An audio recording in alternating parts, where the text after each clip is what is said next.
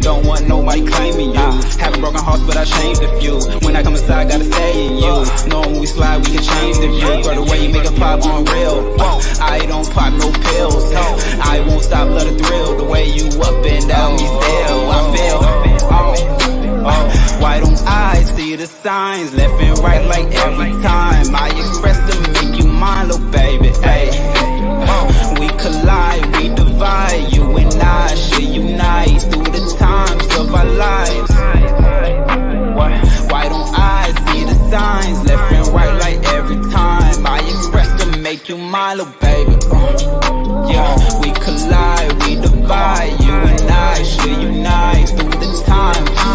Can't talk that shit, gotta see it. Girl, you ain't got a man, can I be it? From a place they 10 all season. I got plans for reasons that I won't get too deep in. Gave my heart straight to a demon. She left my shit leaking. That's exactly what I needed.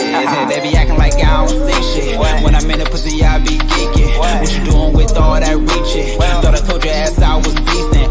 Shane is my name, ain't to complain. I'm willing to save you. Addicted to pain, I have little shame. I know you the same too. Come on, come on.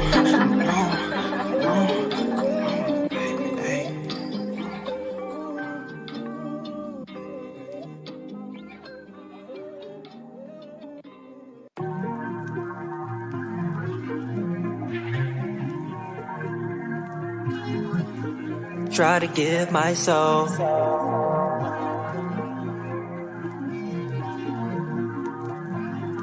Yeah.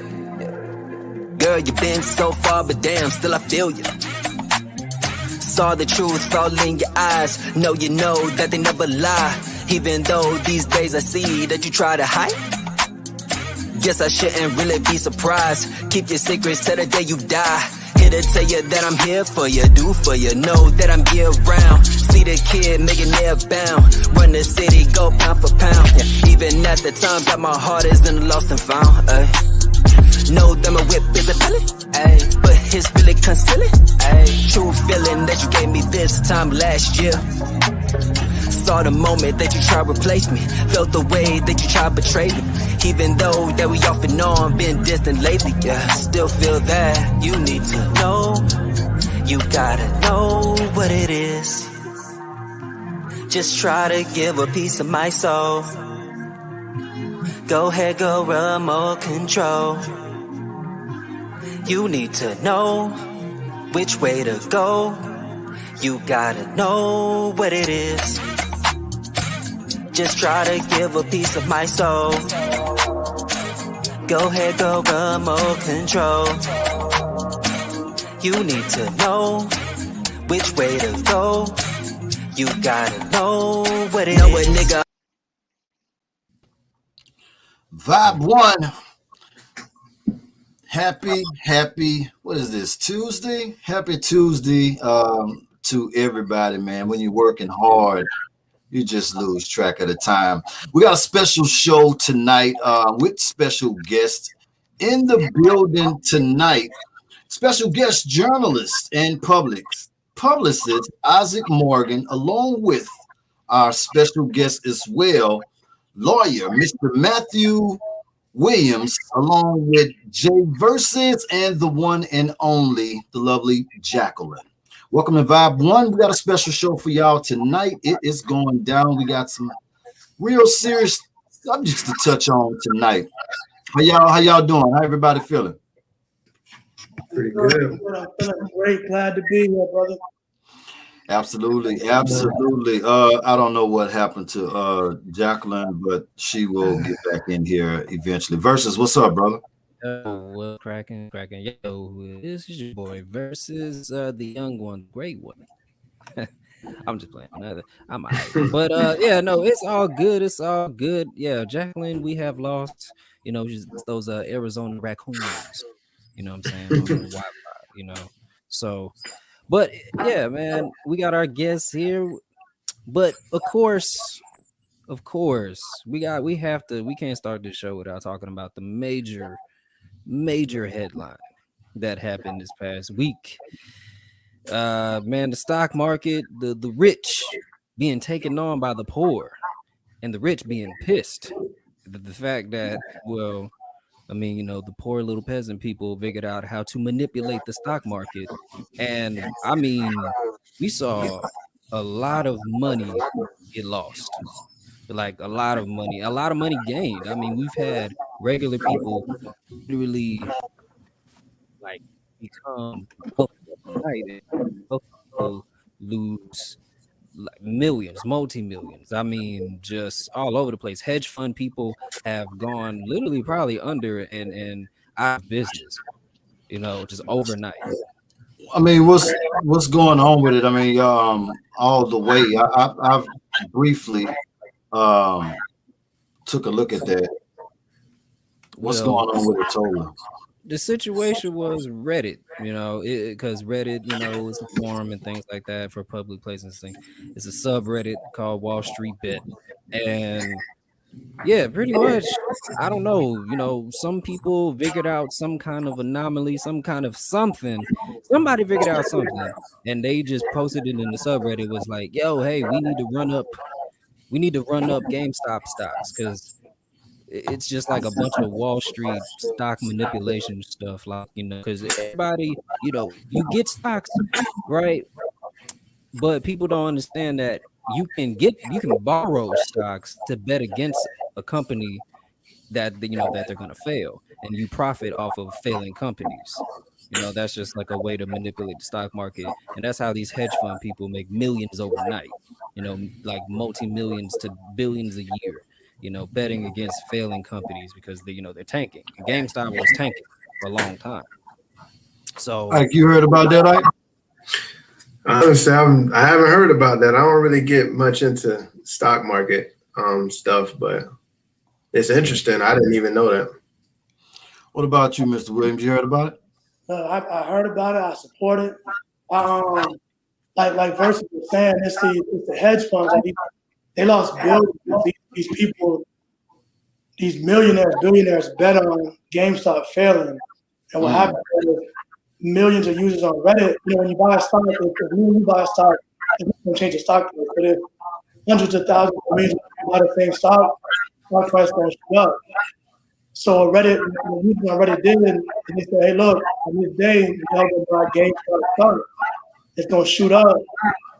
GameStop ain't going to fail. The hedge funds bet billions is going to fail, and they lost it. And then people hear me, who's going to $5 a stock, because millions of people bought in, the stock price got up $200-$300. So your share that you bought $5 now you're $200. So you had millions of regular people like you and me, and no. A lot of big billionaires lost a lot of money. They're big mad about it. So I support it. yo, Okay. pissed, man. They pissed. They shut down the stock market. Now Robinhood has a class action lawsuit going against them. Now I'm hearing a little feedback. I don't know where it's coming from, but we need to try to figure it out so we can have a smooth transition. Do y'all hear the same thing? And I heard some. Oh, okay. Yeah. Let's see. We need to make sure we good. Am I good when I hear an echo? I don't hear it with you. Okay. Yeah, I don't know. I heard it with Matthew when he was talking. Versus okay. I can hear it now. You got a phone? You got your phone on or something? No. I can still hear it. Like when I mute myself and y'all speaking, I can still hear it. Yeah, he sounds a little better. But okay. Getting some feedback. I mean, mainly, I guess the best, if you're not talking, I guess the best thing to do is try to mute your mic. Well, then again, but you know, I can do some backstage stuff. So whoever is talking, I can just mute everybody just at once, and we can, you know, see how that goes. See if that solves the problem. You know. So that's interesting. So So the millionaires, the people that's been making the money, they upset now because the poor people have figured out a way to come up. That's interesting. Oh Yeah, yeah. one of the ironic parts is that I'm not an expert on this, but and I trade on Robinhood, which is just a platform where you can buy stocks and stuff. From my understanding, Robinhood was created because you had these companies like Charles Schwab and stuff, that were charging fees to trade and making money. And Robinhood was supposed to be the average person's trading platform, and that's literally Robinhood. You know what I'm saying? Because it was supposed to benefit the average person. And one of the reasons why, I'm not an expert on the class action lawsuit at all, but I know one of the big issues was that Robinhood literally blocked people from making more money to protect the hedge fund billionaires from losing more money, which is crazy, And again, I'm not an expert on that stuff. I don't know. I'm not an expert on the law in that area, but it seems like a problem when a company just jumps in and says, I'm gonna stop you from trading because you're making other people lose money. That's crazy. It's really crazy. Right. It's really insane when you really, really think about it, because we're talking about literal. You seeing who certain things serve, of course, which is the elite. We know that. We know it, but it's pretty much the as they say, the curtain was lifted a little bit, and that's why this whole situation you're talking about. Reddit really shocked Wall Street, because we already know the big difference between people who have money and people who don't is the information. It's the information that the people know. Something that I don't know, which allows you to be in a position to make a lot of money because know certain tricks and secrets of things financially and stuff like that. And that's what keeps people broke, because you just don't know. All you know is getting a paycheck and clocking in somewhere. That's the way you think of making money. But clearly they were pissed, man, because billions overnight, over the course of a couple of days. You had people who are multi-millionaires, damn near billionaires, losing half their fortune in 2 days.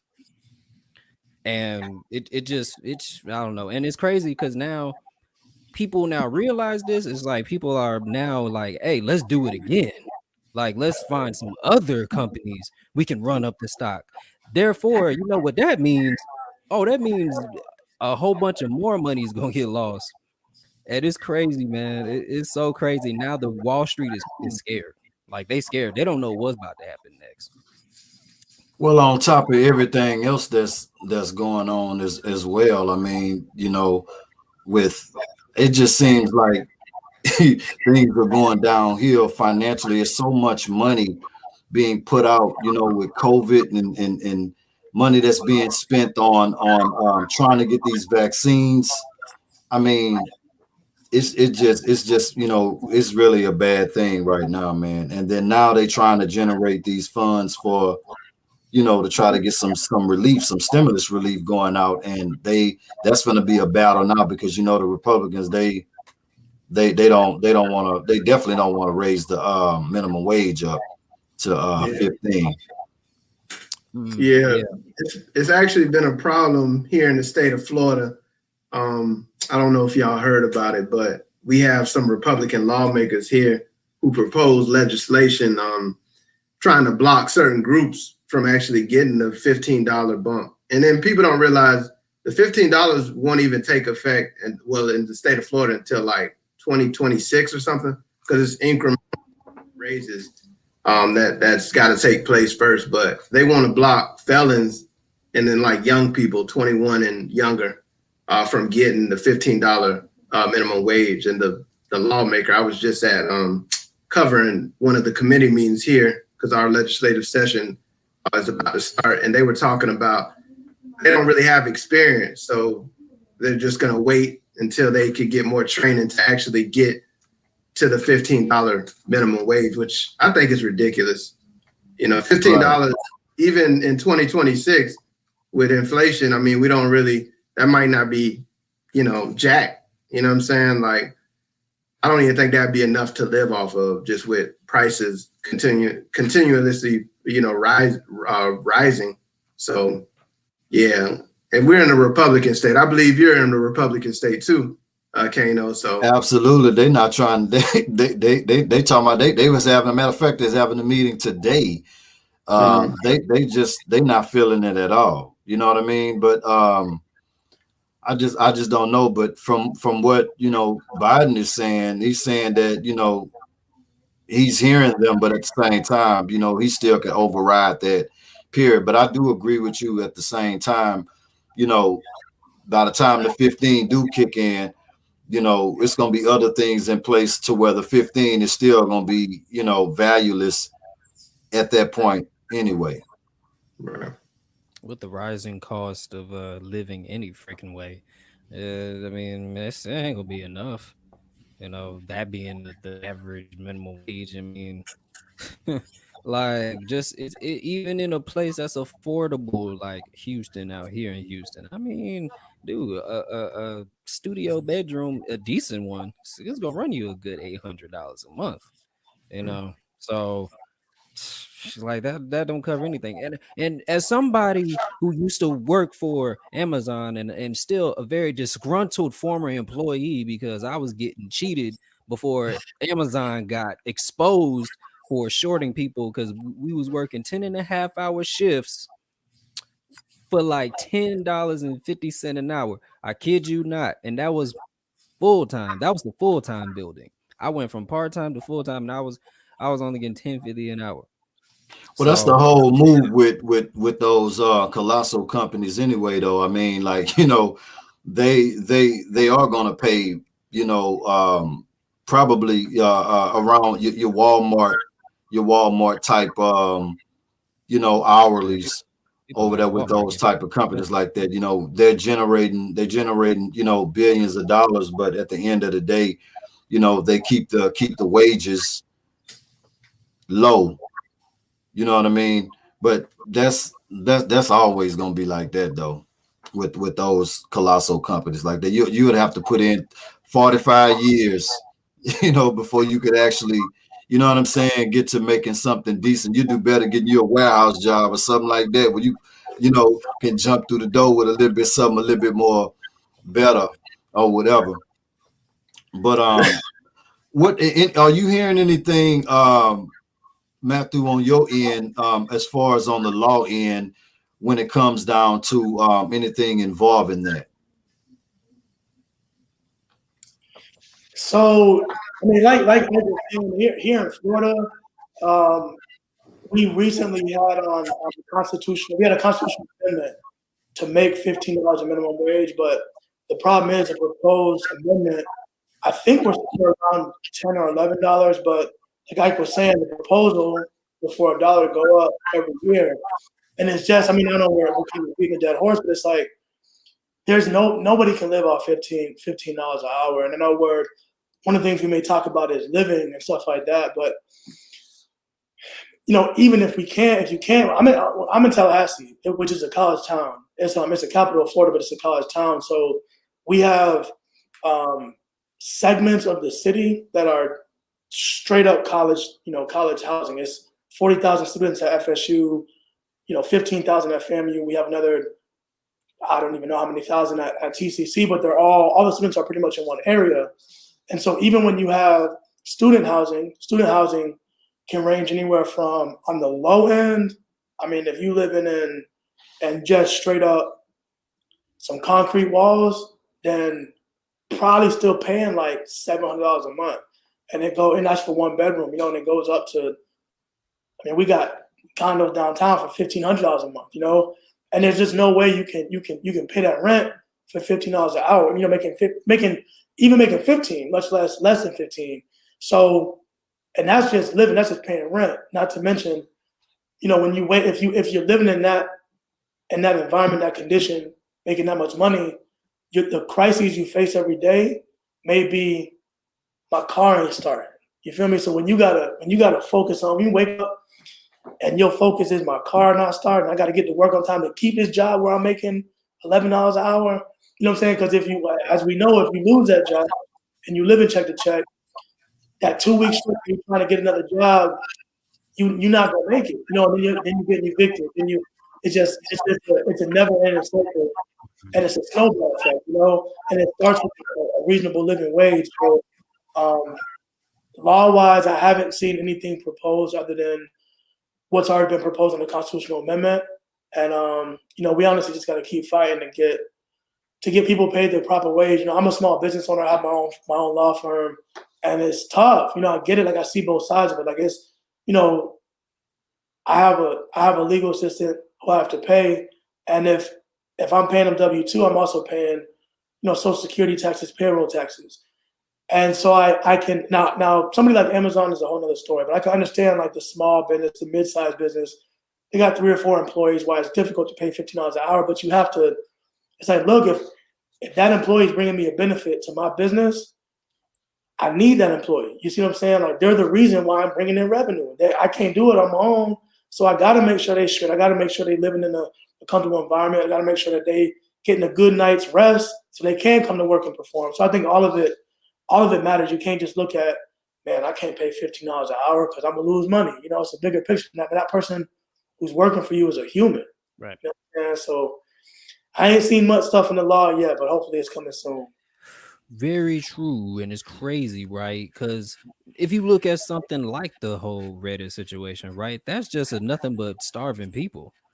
Yeah, it's a get back at the rich because the rich is rich. I mean, I saw a story on New York Post about one of them hedge fund guys that got hit pretty bad by the whole GameStop situation.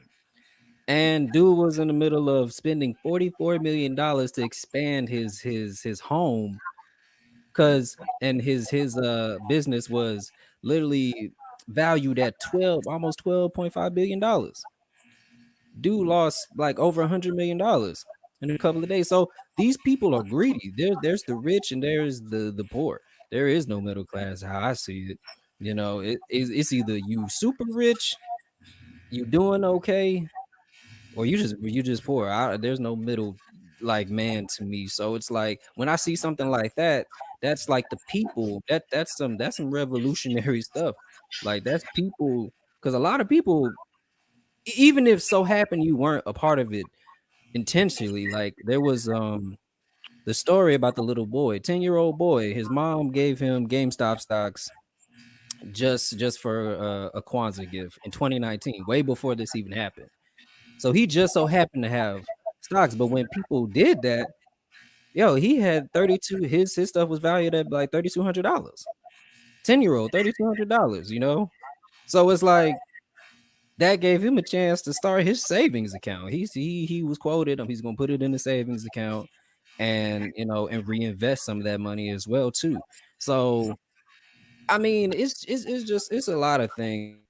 Me, I got the entrepreneur spirit, so clocking in at a job is not that's a dead end anyway. Whether they raise the minimum wage or not, I feel like clocking into a job is a dead end situation. Even though I know it's a security thing, right? People need their security. They like a steady check and stuff. Everybody's not gonna go out on a limb or want to work 10 hours at their day job and then turn around and put in 5-6 more extra hours into trying to build a business. It's a lot of work.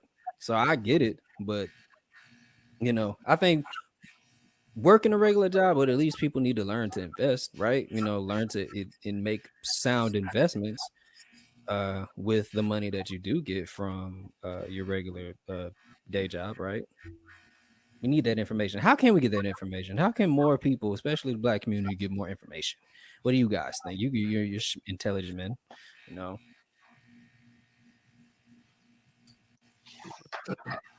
Mike, you want to jump in there? I'll let you start. A couple. So I mean, I'm gonna speak about us because I can't. I don't. I think in this life, we're a lot of times we're taught, from the time that we first born, that we got to work harder than people that don't look like us and things like that. So I'm not gonna focus so much, what they can do or what they can change to stop the oppression and to stop, things like that. But I think we have to be a little bit hungrier. You know what I'm saying? Like even the Reddit thing, like that happened because the Reddit users were hungry, and they were tired of watching these billionaire hedge fund managers get money, So at some point, they were like, what we gonna do? They probably tried before now. You know what I'm saying? They probably tried to generate this movement before now, but a hunger within them, within somebody somewhere was hungry enough to keep pushing and keep pushing and keep pushing. And it finally worked, So the number one thing, one of the things is you got to stay hungry every day. You gotta continue to want to learn. You got to continue to want to. Even for instance, I'm not a stock market guru. I'm not a financial advisor. But when this Reddit stuff happens, it's like, okay, what's a short sale? And I'm not talking about just seeing like a post on Instagram or Facebook talking about the short sale. But go from there, go pop on Amazon. Maybe not Amazon, because I know Bertha don't like Amazon too much. But hop on to your local retailer, go to a black business, buy a book on short sales, and figure out, learn about it. I'm not saying you got to invest all your money into it, but learn about it. The more knowledgeable you are in every arena, the more successful you'll be in life. So I think that's step one, just being hungry. And I think not saying, and I don't want to say that to say that if you ain't get your break, then you're just not hungry enough, because that's not the case at all. But just stay hungry. Understand that your blessings coming, your break is coming. Keep grinding, and stay hungry. So that's one of my biggest points. And I'll defer to the rest to jump in. Let me when because I want to talk about this low income the low income areas. The Section 8 housing evictions due, to lack of income. I feel like that's a huge issue that a lot of people are dealing with and facing today. With not being able to return to work, or even, the job being dismantled all the way around the board. Can we touch on that a little bit? I would like to get you guys perspective on that. Now, I guess I'll start. Now, I know since the start of the pandemic, everyone's losing their jobs or getting laid off or getting sick. You can't even go to work. Now, they had federal laws, I believe, that really protected people from getting evicted. And in fact, I think it touched home with a lot of us. I mean, I knew friends from my college, my alma mater at FAMU. A lot of folks lost their jobs working, retail jobs, whatever, especially, a lot of labor jobs. People were just losing their jobs, and they were worried about paying rent. People calling you to borrow money for rent and stuff like that. And that's the thing that kind of goes with what you had said previously, versus a lot of folks in the Black community. We don't really know about these protections though, because we don't. I feel like we don't really read up enough, or we pay attention more so to more entertainment news. But previously we had the Donald Trump administration, which didn't really care too much for us, but we had a lot of protections that people didn't know about. My friend in particular, his landlord was telling him that he was going to evict him, and I'm telling my friend here in Florida that he can't even evict you during this pandemic. So don't even listen to that. Now, I am curious to know the status of it now. The fact the pandemic is still going on, but I know the economy has improved a little bit. And I think here in Florida, I could mainly speak about state politics because that's what I cover. But I know we have Governor Ron DeSantis here, and I think he actually is allowing people to get evicted. The landlords can't evict you now, but I'm pretty sure there's a lot of lawsuits pending because a lot of folks still, we have high unemployment rates, around the country here. And I'm curious to see what Matt has to say about like any lawsuits that you can have against, your apartment manager, landlord, or whatever. If you can't pay your rent, or you can't pay your utility bill or something like that. So. Oh man, that's crazy. So Ike is right that from my understanding, I don't handle landlord tenant issues or eviction issues, but from my understanding, Governor DeSantis here did live. We had an eviction moratorium where there was a time period where landlords were not allowed to evict people. They could start the process, but even with a court order, they could not physically remove. Like law enforcement wouldn't observe a court order ordering an eviction. That being said, it goes back to the same issue that Versus was talking about with the $15 an hour or $10 an hour. Because imagine if you're working at Amazon for $10 an hour, right, and you now are living in some sort of subsidized housing, right? Even if it's not, what most people would call a project. You have some sort of privately owned apartment complex or housing complex or house or townhouse that some person owns, usually with, they have enough assets to own a rental, at least one rental property, usually more than one, right? And they get guaranteed funding from HUD or some other federal agency where, if the tenant's paying $500 for rent and the market rate is $1,200, that landlord is getting an extra $700 from the federal government every month.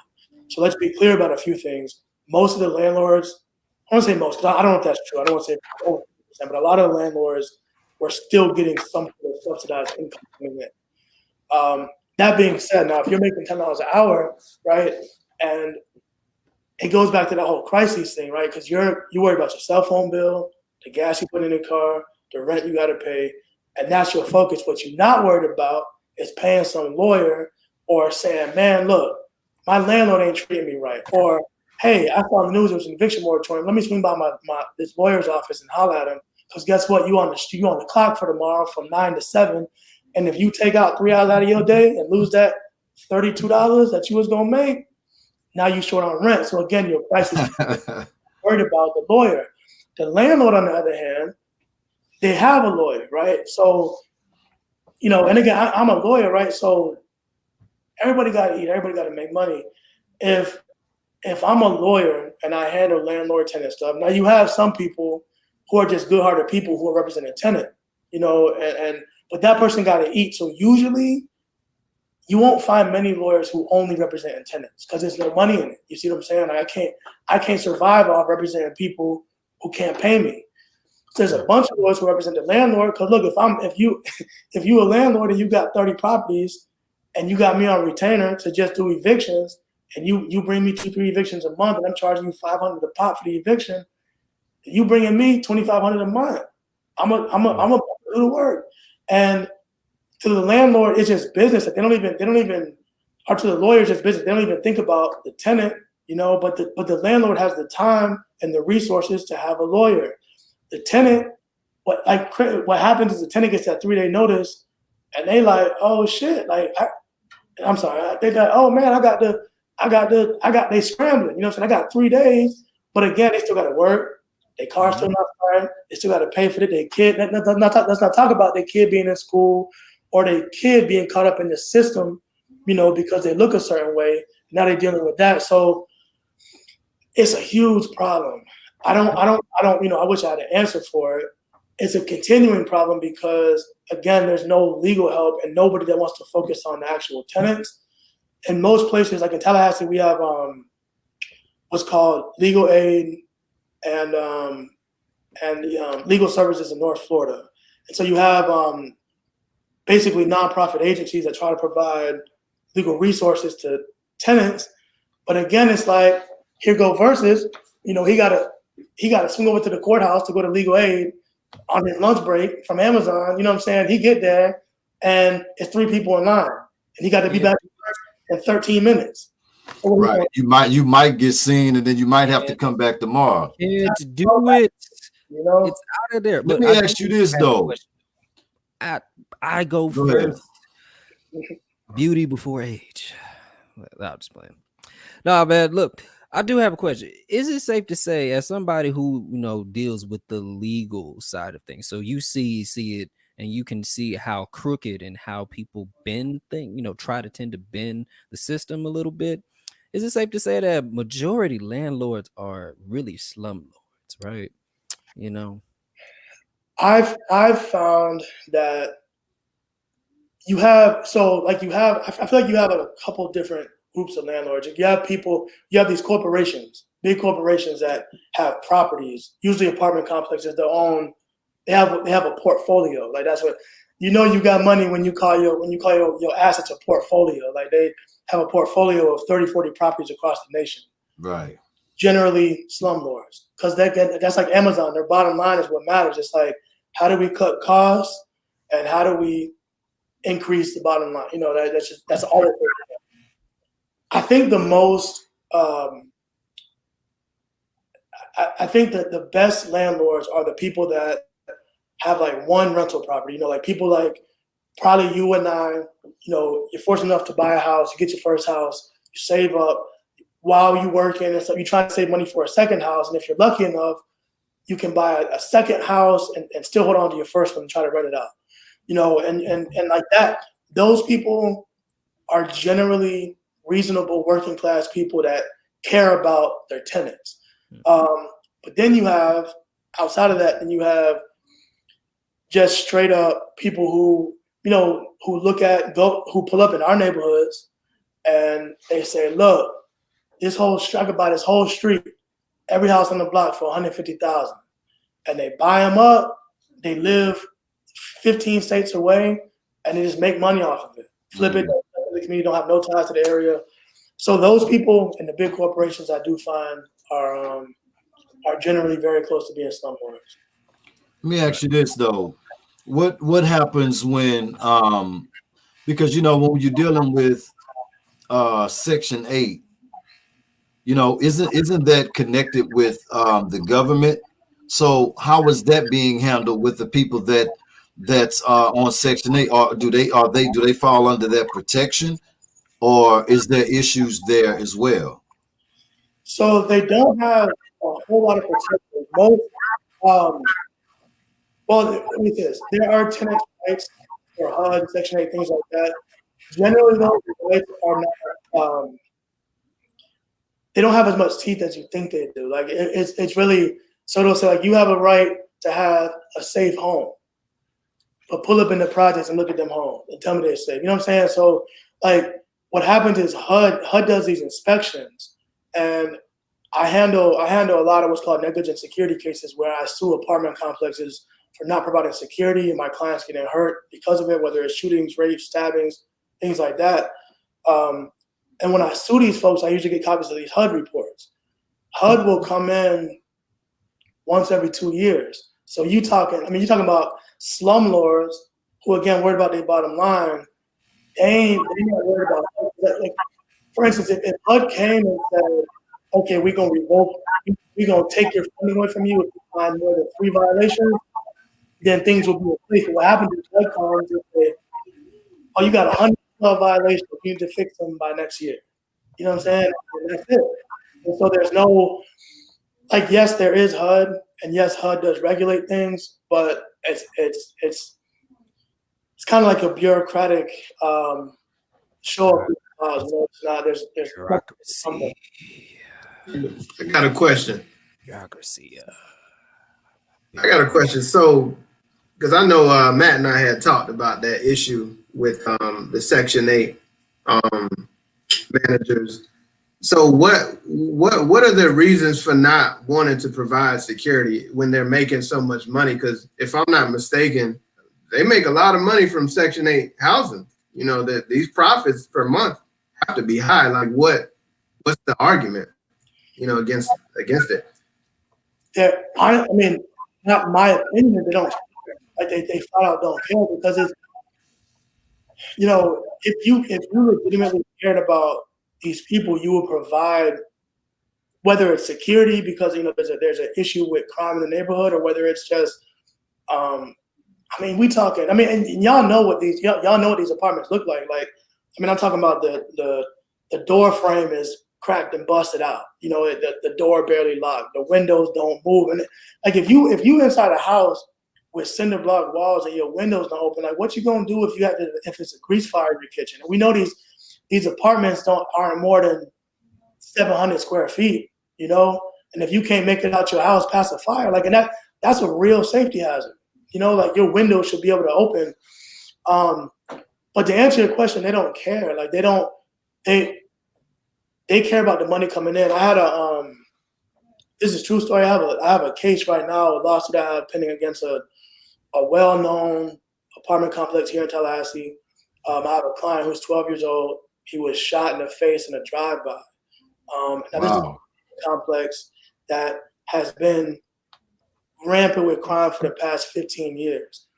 And what's crazy, like this is a true story. When I handle these cases in Florida, one of the defenses is the defense attorney can argue my client was in a better position to appreciate the danger than the landlord. So pretty much, my client knew about the crime and he took that risk. But again, these are people who can't afford to live nowhere else. If you're advertising for low income housing, amen, you're targeting low income families who you know can't up and move somewhere else. You have to provide security for them, you know. And I had in this case I'm talking to you about. I had a deposition back in November with the owner of the complex. She's owned the complex. Her father owned the complex since her father built the complex in the 1960s. He owned a construction company. He handed it off to her. Now they do property management. She owns the building outright. Owns the complex outright. 100 units, guaranteed income every month at market rate. If it's 100 units and market rate is $1,000, guess how much money she's making every month? 100 bands. Man, Still not providing security. Like it's drive-bys, gang shootings, all kind of violence in the neighborhood. And here's my 12-year-old client who was taking the trash out at 9 o'clock at night. Car pulls in, starts shooting, and my client gets hit in the face. When I'm doing the deposition, I asked this lady. I said, and I wish I had the transcript in front of me. I said, I literally said, "Is your client's safety your number one priority?" She said no. And that's crazy to me. That's crazy to me. You're making $100,000 a month, and the tenants. So to answer your question, they literally she straight up told me she doesn't care. You know what I'm saying? What's more important? I don't know. I didn't ask her what's more important. I just said, is your tenants the number one priority? She said no. So it has to be the money, you know. And that's literally what they care about. Like there's this disconnect between us and these landlords because they don't see themselves. Same way police. I tell my clients all the time, man, police pull us over, and when they do everything from like, get out the car, let me search your car, all that stuff, they're doing it because they see you as somebody different than them. You see what I'm saying? Like if they saw you as an equal, as a peer, they wouldn't do it to you. And so the same way. We're all the same. That's crazy. But that's really I get that though. I felt that because I've been on my own twice. My last apartment I had before this pandemic hit. I mean, our AC was out for like a month and a half, and I don't know how many times they sent that sleazy, bald-headed maintenance dude to our apartment unit talking about he fixed it. All he did was just put some goddamn freedom in it. Like, dude, half the maintenance dudes, they're not even skilled. The unit, they're not skilled at all. You know what I'm saying? Like, you know, it's just the thing is, it's like, okay, you know, how do we get in a good place? Because like you said, you know, sometimes circumstances have people, you know, Section 8 and low income housing, you know, sometimes be the only roof that some people can afford or you know, be able to get through programs and stuff like that. So you know, it's one of those type of things to where it's like that with everything. You know, if you look at you ride through different neighborhoods and stuff like that, you know, you're gonna see the liquor stores, horrible roads, buildings and stuff. All of the businesses and stuff is moving to certain areas or whatever. But then it's like, you know, and then it's like, you know, I don't think Black people are, you know, who are in wealthy positions are actually coming back and reinvesting into the communities. I feel like that's a problem as well. You know what I'm saying? I don't think that enough, you know, because it's like you make it out. Yep. and then it's like you stay out. You know what I'm saying? And I mean, I get it.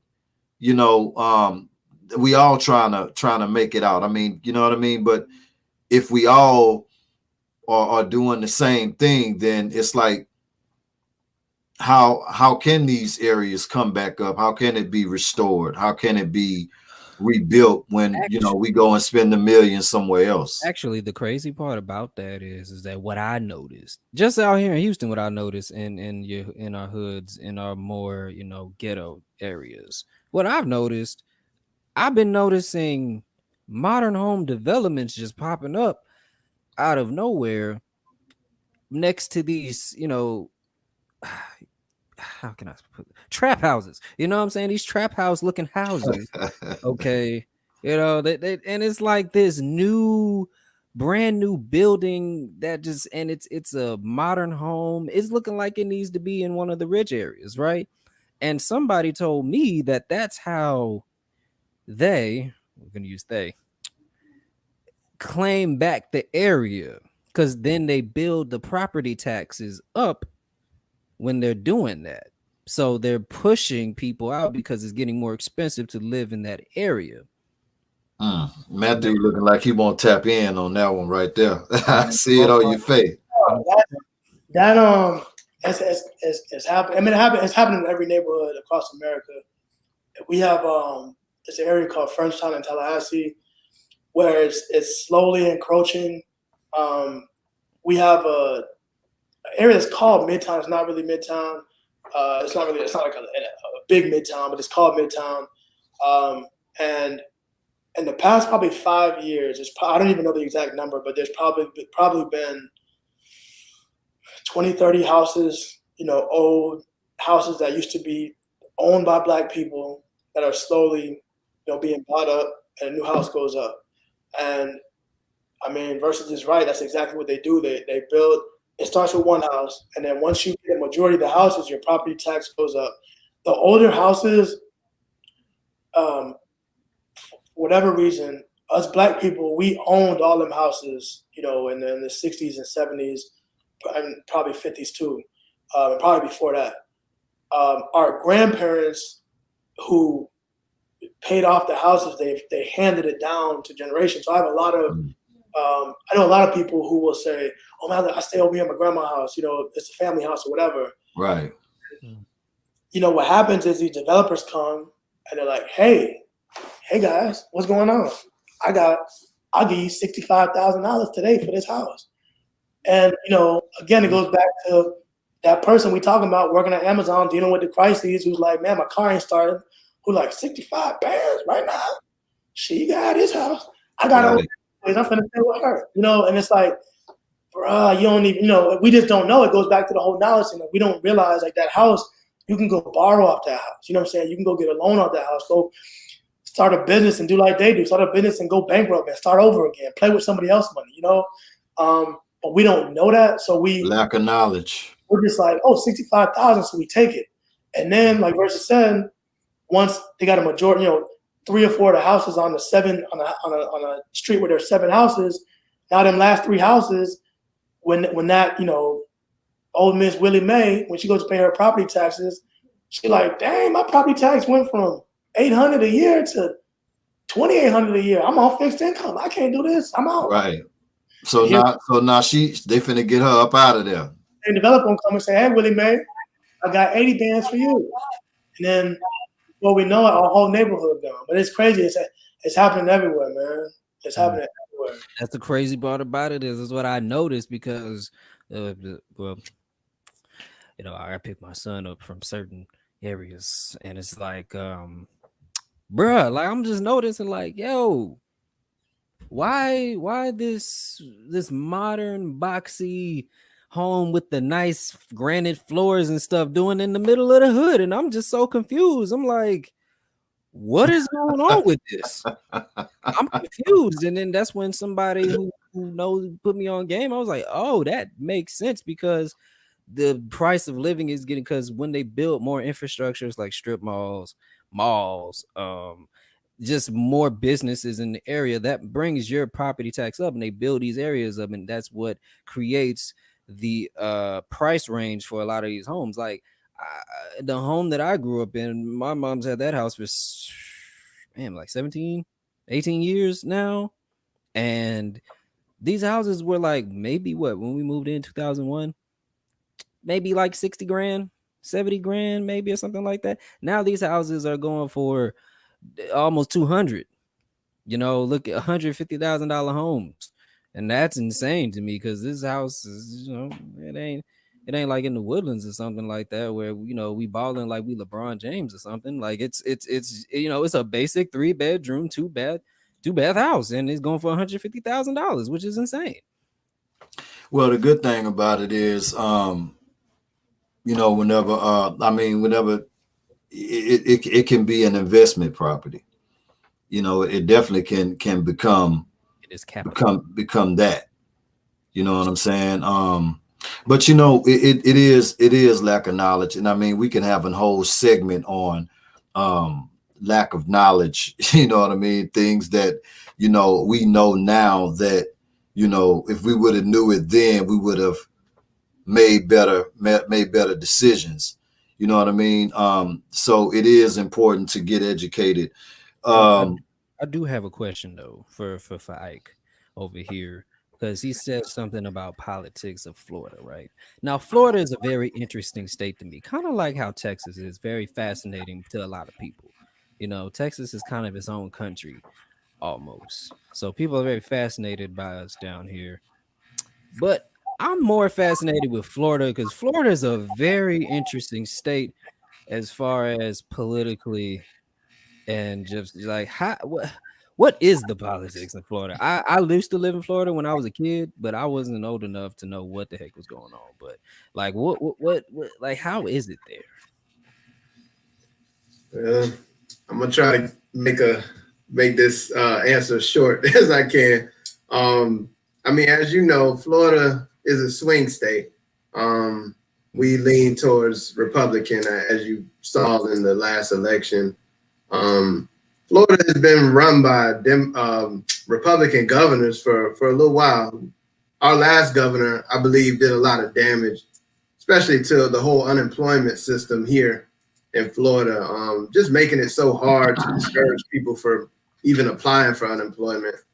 I can't tell you how many people, especially when I lost my job a few years ago, when I had to apply for unemployment, if I wasn't persistent, I would have never gotten it in Florida. And I believe, it's just my personal belief, I believe they do that to discourage people from even applying. So if you're not one of those persistent people and you can't get through the phone lines and stuff like that, you don't continue to call back, you're not going to get unemployment. You're going to be, SOL. But our governor here, he was following the Trump bandwagon. He was basically on that. So he's not really too happy right now that Trump did lose the election. And during these news conferences, he's more so focused on vaccine distribution here. As y'all know, like nationwide, that's been pretty much in the news, just rolling out these vaccines. And he's been battling already with the Biden administration about that, because Joe Biden, from what he said during his news conferences, wants to add FEMA in there to help with the vaccine distribution. But our governor, he defends the state a lot. And he claims, I don't know how true it is, but he claims that all the vaccines, like we're pretty much leading the nation. We're like an example for other states to follow with really? COVID-19 and just really? Everything. Yeah, that's what our governor. Well, y'all just was on there with lines of people trying to get something to eat. So I'm just trying to figure it out. So you see why I'm saying that's what he claims. So right. It must be on their side. Okay, you're right. They are leading it on their side. Now I try to be fair. Like when I cover stuff, I try to look at the facts. Now he has done some good things. I'm not going to say that he hasn't in our state. Given historic funding to HBCUs, he did do in this state, and he did get a lot of credit for that. But a lot of the times he's been following, Trump's administration. That's why I was saying earlier that I think he's I think he's going to be lost with a whole new administration, because a lot of these state governors, they follow, what the federal government is doing. And now that the Democrats have taken control of Congress and the White House, yeah, he's not a happy camper right now. That's all I can say about our governor. Now let me ask you this: with that being said, and Matt, you could probably touch in on this. With the changing of the laws, though, I mean, and the new president. I mean, from your perspective, professional perspective, what could we expect from the new administration? I'll let Matt chime in first. From the new federal Biden or from the governor in Florida? We talking about the president, the new administration, the face of it all changing. I got some questionable. What can we expect any good out of it, or are we going to see the same thing and just a bunch of talking mumbo jumbo? So I'm a little pessimistic when it comes to the federal government. I'm not going to sit here and say that I voted for Biden. I'm not going to sit here and say that I expect a whole bunch of change, just because I've been alive long enough to know that probably ain't gonna happen. One thing I noticed was that we talked about these $2,000 checks, and now I'm hearing it's like 1,000, maybe down to 600. I'm like, dang, how we not even a whole month in yet, and the promise is starting to change a little bit. So exactly, and the excuse always is, we have to compromise to get the vote passed and stuff like that. But it's, it seems like the same old, same old. So I got my, I got my hopes up, but I'm not, I won't be surprised if a whole bunch doesn't change. Let me ask you this too. You got some verse? Go ahead. Oh no, I was just gonna say on my YouTube channel, Jay Versus, of course, self-entitled.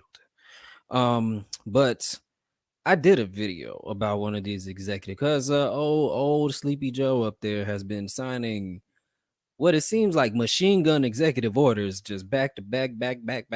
And one of those was what is it? What, like a inclusive act or somewhat for the trans people to compete, which there's nothing wrong with that. Their right to compete is not an issue, but compete with what? Sports. But the problem is not that. It's the fact that the female to males, nah, there's not a problem. There's no way they'll never dominate male sports. That's never gonna happen. Wait a minute. So you talking about you what compete, what playing sports, man, sports, with the balls, volleyball, basketball, track, wrestling. If you, whatever gender you identify with, you are going to you can they trying to pass that. It is not trying, it is happening. It's in motion already. It's happening. It's rolling. Up, man, come on now. So if a guy wants to be a woman and he going out for the woman's women's basketball team, they're getting that pass to where the guy can play on the women's basketball team. If he feels that he is a woman, yes. I just think that we're going too far. I'm hoping that my only issue is I hope there's regulations, because it's not like trans athletes haven't already been competing. There are certain small instances, but the ones that definitely are still very masculine and still have testosterone levels out the ass, they have been annihilating women, like annihilating the competition. They have shattered records. Connecticut has been having a bigger problem with that for the past couple years, dealing with that, because girls track, it's two black trans girls, they keep whooping their ass. They're like bad, in track, like killing them. And MMA fight, woman got her whole skull cracked by one of these. It's just going too far now. We got to draw There needs to be regulations and rules. That's all I'm saying. If they're gonna pass something like this, so be it. But hey, let's at least make some. Let's make across all sports commissions of all sports. Yo, let's make sure that these testosterone levels are being monitored and that they are keeping them where it could be fair, because it ain't fair. We know that it ain't fair if ain't gonna be no rules and no regulations. But that's one of the one real questionable ones. The other ones I already know because Sleepy Joe serves whatever groups that pay him on the side, just like how Trump served certain groups that paid him on the side. So that's it for me. I got one thing to say. I don't think a lot of people realize, because I have friends. I don't know if y'all do. I have friends on both sides of the aisle. You know, I know some black women Republicans. A lot of people are surprised to hear that, but they didn't like Joe. And one thing, the message I would give to like people who are Republican and voted, you know, against Joe and think that he's going to turn it into a whole socialism type government.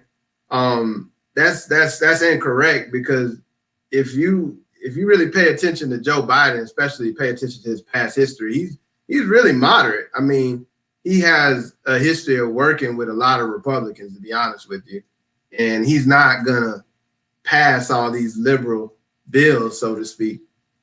So I don't think folks realize that. I think Kamala Harris, if she, you know, I don't know if Joe actually lasts 8 years, but if she becomes president, I think then, you know, a lot of folks who are more like far left will get their initiatives passed and laws passed, because a lot of folks who did vote for Biden, I think they just dealt with him because Bernie, especially the ones who are real liberal, they voted for Biden as a second choice, but they really wanted Bernie because he was pushing a lot of liberal stuff.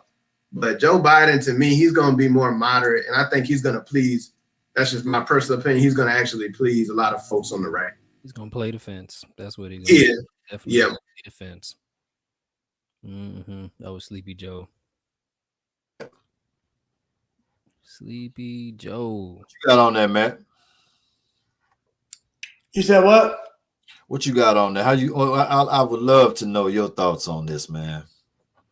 On Joe, I mean, I tend to agree with Ike that Joe Biden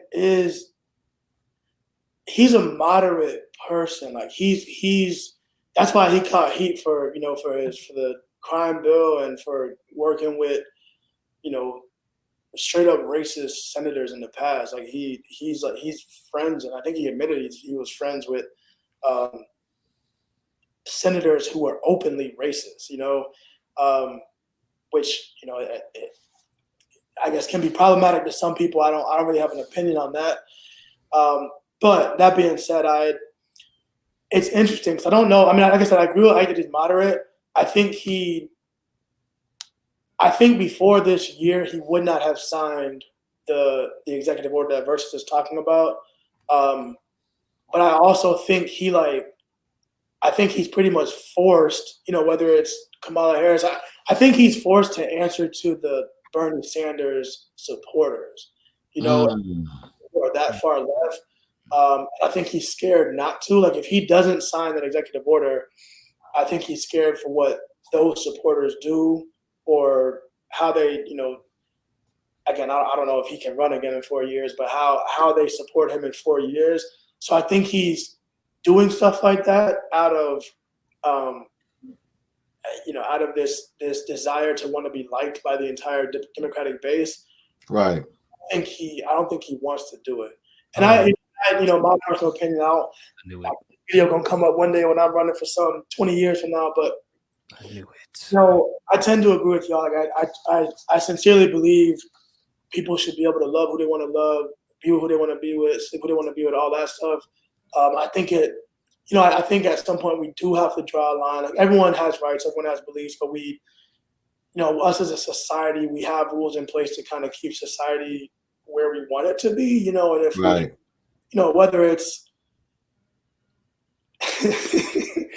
I remember when the transgender thing in the bathroom thing came out, and oh my God, yeah. The NBA moved the All-Star game. I remember that. And honestly, at that point, I was like, I'm not gonna get involved in this. Like, I don't think people gonna be like busting in the bathroom stalls looking at me and stuff like that. But I do think we on this slippery slope. You know what I'm saying? Like again, like I don't, I'm not transgender, so I don't know what it's like to like wake up and feel like I'm a woman. You know what I'm saying? So I think it's hard for me to like speak on that feeling, and I think somebody who is one gender and wants to be a different gender, or like, and I may be conveying this wrong, but has an inner feeling or desire or whatever to be a different sex. I can't, same way I don't know what it's like to give birth, what that, I know it's painful. Right. I can't tell you what that pain feels like, so it's the same thing with transgender roles. So excuse me for saying this, but I do think, I'm 6 foot, 205 pounds. Like, if I wake up and I'm like, man, I feel like I want, I'm a woman and that's what I'm supposed to be, and I go out there and compete with women who are my age, like, it's just not fair. You know what I'm saying? Like, I don't. Right.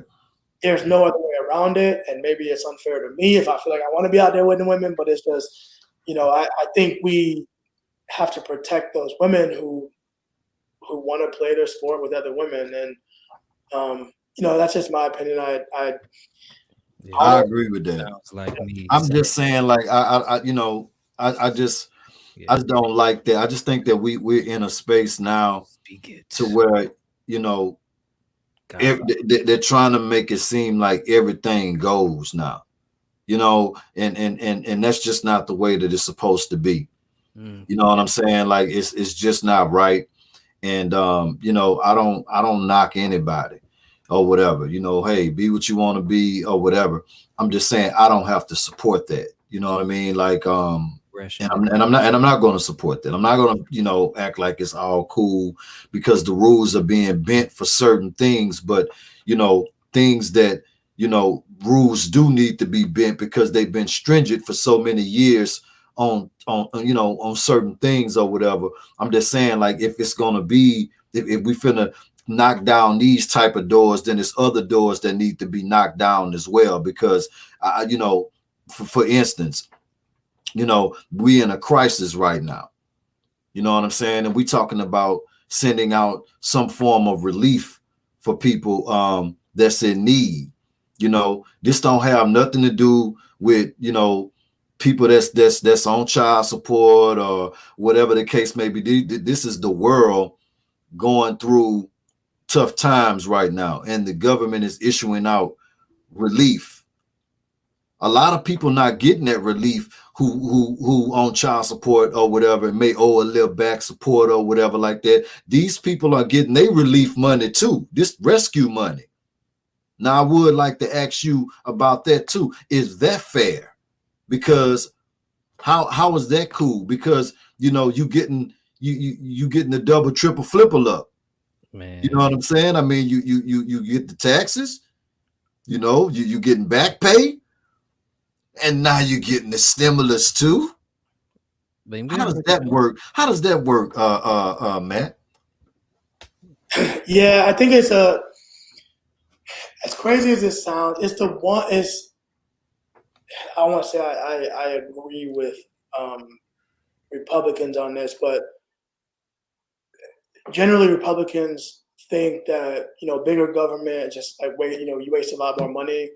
I do think this is one of the areas where I don't say they're correct, but I do think we can handle the money differently. Like even like so basically everyone in America doesn't need $1,000 check. That flat out is the case that they don't. And for everybody in America, like when the government says, "Oh, we have a $9 trillion package," we don't care if you say 9 million, 9 billion, 9 trillion, because it doesn't mean anything to us. Like, we don't pay more taxes tomorrow. We don't like pay a higher bill tomorrow. But it does matter. Like and I'm not even like a big proponent of this, but the same way, if we in the street and I'm constantly borrowing money from you, at some point you're gonna run up on me. You're gonna be like, "Hey, bro, where's my money at?" And if I'm like, "Hey, man, give me like till next week," at some point you're gonna be like, "Hey, bro, give my money." You feel me? And this America at some point, somebody gonna be like, hey, where my money at? You know? And that's more so what I'm afraid of. And so when you have these packages, you know, I don't know what the right answer is, but I do agree with you that, you know, there are a lot of people that I know that were not in a position where like they were getting evicted or they needed the money and they had money in the bank account and they got a $1,000 check or 15, whatever the check amounts were. And it's a blessing, cool. Like it's, you know, and I guess the argument for them would be I pay taxes too, you know what I'm saying? So I should get a refund too, and I get it. But I agree with you that we've wasted billions and probably trillions throwing out money when that's probably not, it probably wasn't as effective in stimulating the economy as it could have been if we directed the money to people who needed it. Oh, we wasn't stimulating the economy. They was giving that money in that form. That 9 trillion, all that went to military stuff, relief stuff to other countries. Millions of dollars getting sent to freaking Egypt, China, because you know China's got America's balls in a vice grip. So because we owe them so much money. Actually, no, I take that back. Everybody owes China something because China is the manufacturer country. They have every single country's manufacturer in their back pocket. So yeah, we all in debt to China. So that's that. But it's crazy that because it's out there, public information, all that stuff in that bill, and all we got was a measly $600. Dude, I spent $300 within a week, just bills, food, gas. I live in Houston, man. This is the fifth largest city in America, bro. Just to get to the other side of the city is a day trip, like 50 minutes, like a 50-minute drive. Like, so, and to drive back, the drive in Houston, you driving halfway to like from here to Louisiana. So that's a lot of gas. So you spending a lot of gas. So it's like, what am I supposed to do with $600?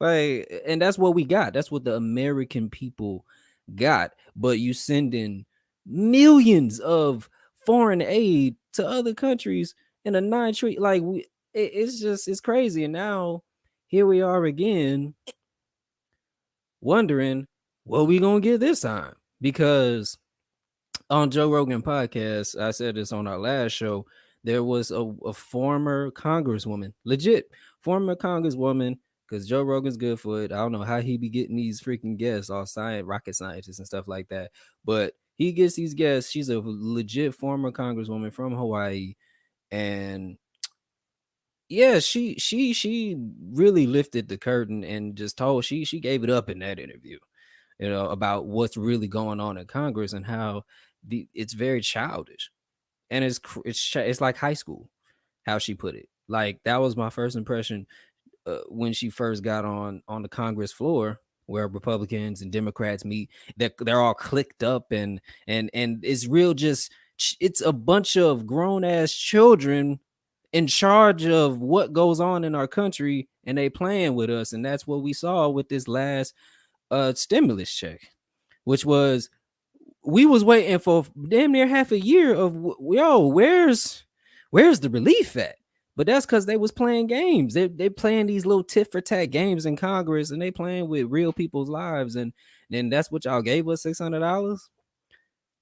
Like, yeah, by the time that six, you know, that six rolled out, you were already behind. You know what I'm saying? Like, you know, you already behind already. You know what I mean? It's terrible. It's god awful, man. I don't know, man. But child support, though, this guy loves touching on child support, right? Because nobody likes to talk about it, man. Well, no, I agree. Nobody don't like to talk about it, and I like to talk about it because I think it's one of the most corrupted things that they ever came up with. I think it caused division between families, with you know, fathers and kids and mothers and you know, some mothers on child support, you know, in situations as well. But I just feel like, you know, it's put in position and it's being abused in a lot of ways. I do think that it's effective in some instances, But I just feel like that whole system as a whole is not fair at all because everybody is looked at the same. It's very flawed. Very You know what flawed. I mean? Everybody looked at the same. I think that it could be effective if utilized the right way, and if they had other rules in position with it. I don't think that it would just be abused to where when Mad Day come along, whether it's VI man or woman or whatever, you could just run down there and say, "Hey, I want to put Matthew Williams on child support." He's a great father though, but I don't know that. Okay, you want to put him on child? What's your name? Where he work at? All your information, because of course she got that, and then you receiving papers. I'm just saying, if TSD. just if it was if the rules were a little bit different, I think that people would be more responsible and you have to think about if you want to go do that because you got to go through some stuff. Okay, so both parents are being evaluated. You know what I'm saying? Where you work at, where you work at. Since y'all can't do this as adults, then and I got to get involved with it. Okay, well, cool. I need your information and I need your information. Okay, you making the most. Okay, so you will carry the insurance or whatever, but this coming out your issue too, and this coming out your issue. And see, when you start making it more complicated and not just a one-sided thing, I don't think that we would have a lot of cases like that. I just don't think that it would be like that. Policies, they're outdated. Of course. They are literally, it's still, and I feel like a broken record. I say this to all my guys because dude, it's like, yo, the system is set up to the point where it's still running off things like America's still in the nuclear family era, which is not the case. We know this. Women are definitely making more than 70 cents an hour. All right, we got some Fortune 500 company CEO women out here. You got your e-commerce business women that's pulling in at least a good 80 grand a year. I'm just saying, like, the policies in the family court system doesn't reflect the times, which is insane. And I don't know why. And we talking about passing executive orders that don't make no sense just to serve some bullshit. But why is no politician trying to reform the family court system? It's really insane to me. I would love to get Matthew's thoughts on this. And True. Well, listen, I'm a lawyer. I practice a lot of different kinds of law. Family law is the one place where I don't get involved, man. And honestly, for a lot of the reasons that you talked about, it's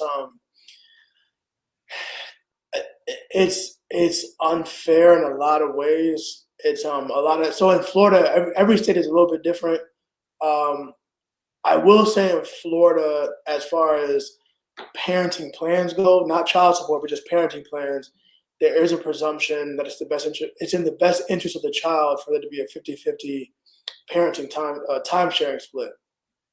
Problem is, like you were saying, when we talk about child support, it's a straight formula. So it doesn't matter how good of a father you are, it doesn't matter how much, if I have 50-50 custody and I'm my son's baseball coach and football coach and I go see him at school every day and eat lunch with him, why am I having to pay his mom, $800 a month because I make a certain amount of money? Like it's straight up is we have a agency here called Department of Revenue, and it's literally a formula where you just put in how much money you're making, and they go so far as so if let's say it's 50-50 time sharing, and then it breaks up into holidays and Christmas and summer and stuff like that. So they'll usually do,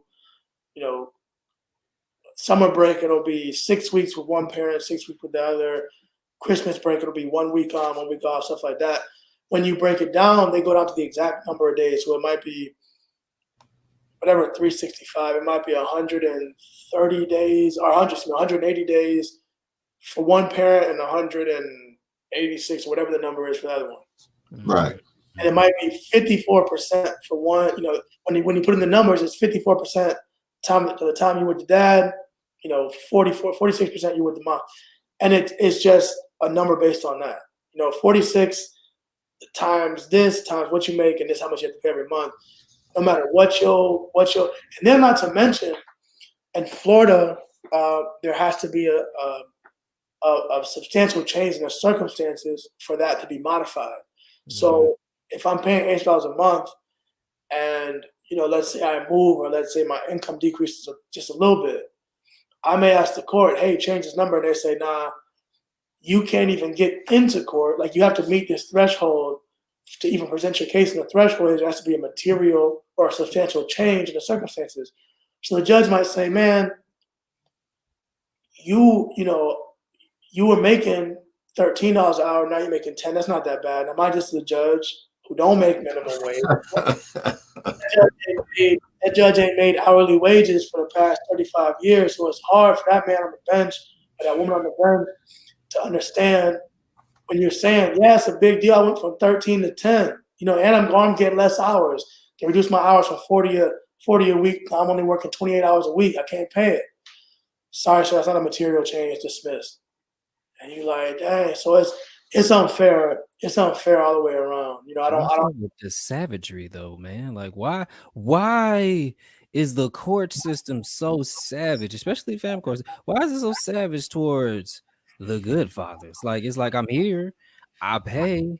I'm just asking for a little decrease, and like, what? It's like almost like these people who do go into being family court judges specifically have some agenda or some vendetta against fathers, and I just don't understand why we can't make a simple change, as in it look at something like involvement. Involvement and things like that. Why doesn't that get taken into account of who?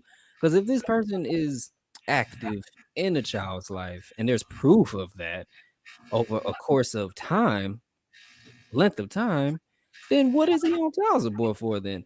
Okay, it's like I don't understand why all fathers gotta be painted with the one big fat broad brush and be like, all of y'all ain't shit. So hey, you're going to be on child support.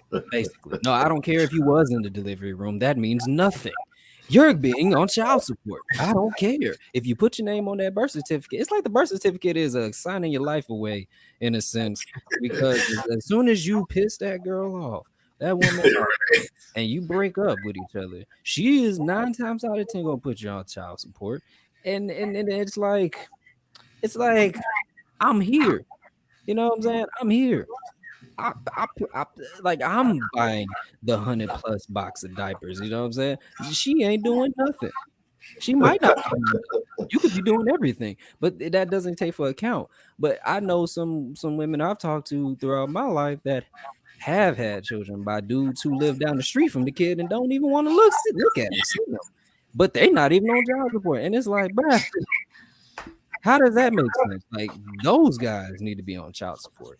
Not the guy who actively is in his kid's life. But I don't understand why activity cannot, or some program that tracks, okay, activity, okay, he's paying this, that, and third, he's consistent.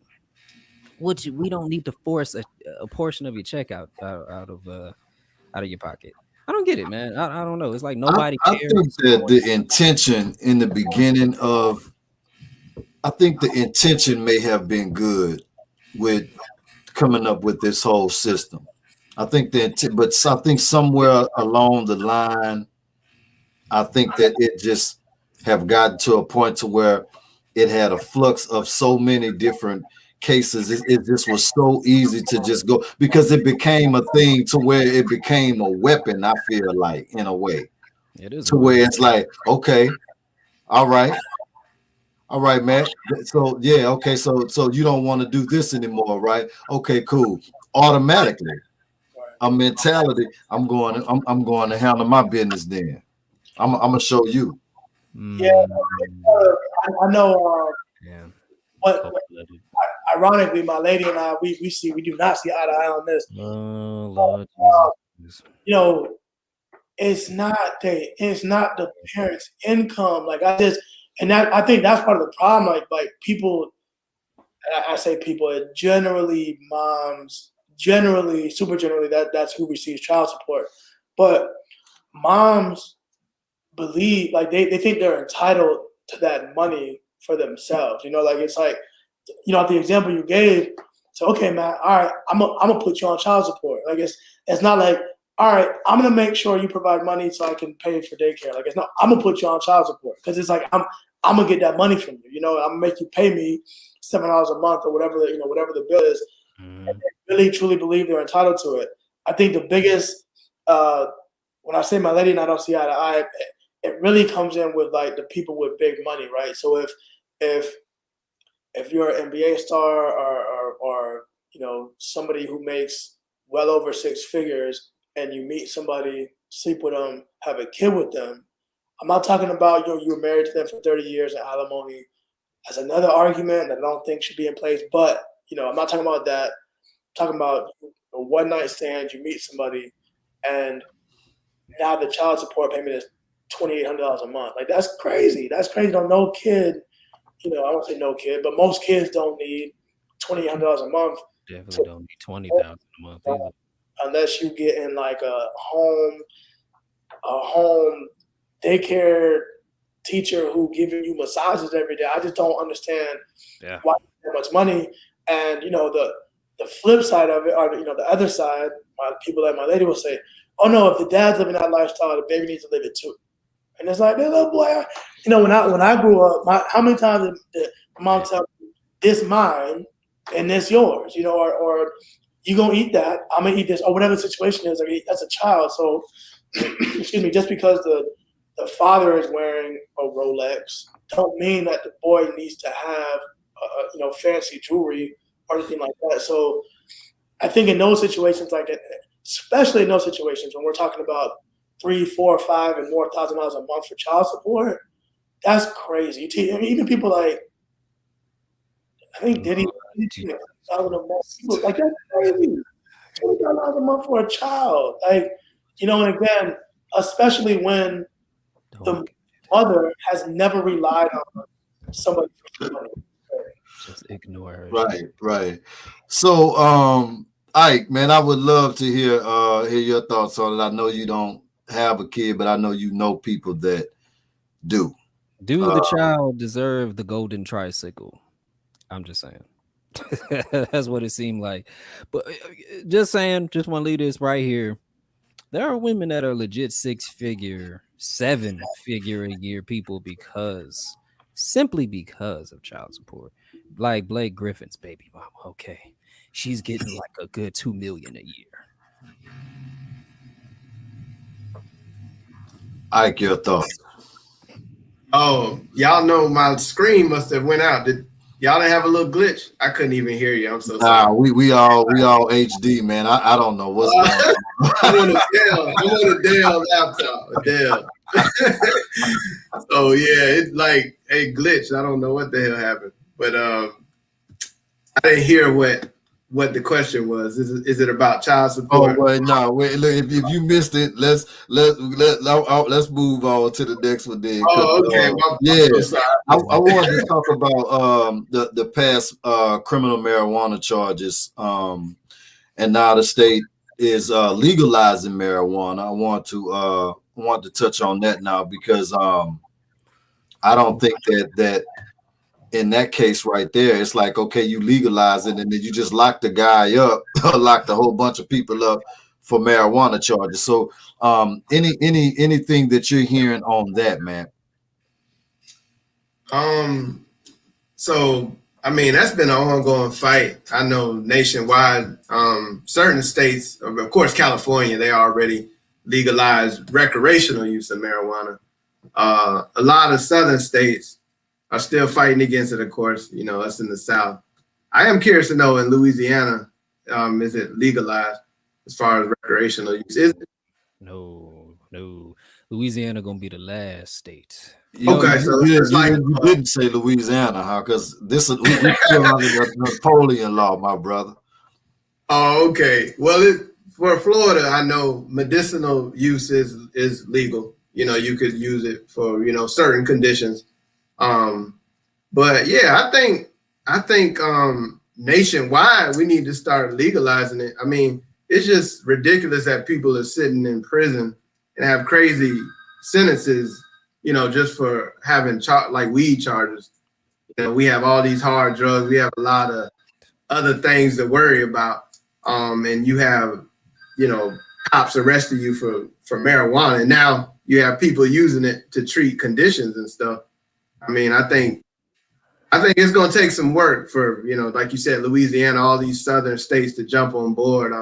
It's funny you are addressing it because today they had a meeting at our Capitol here, and they were talking about how our governor is still so much against it. And then a lot of the other top lawmakers, which happen to be Republican, they're really against it as well. But they are for, as you can see, it already passed. They were for the medicinal use of it. But I don't know the argument against it, like why they would think it would cause any more damage, just to legalize it. I honestly think it'll boost the economy. I'm curious to hear y'all thoughts. Smoke it. Man, what you think on that?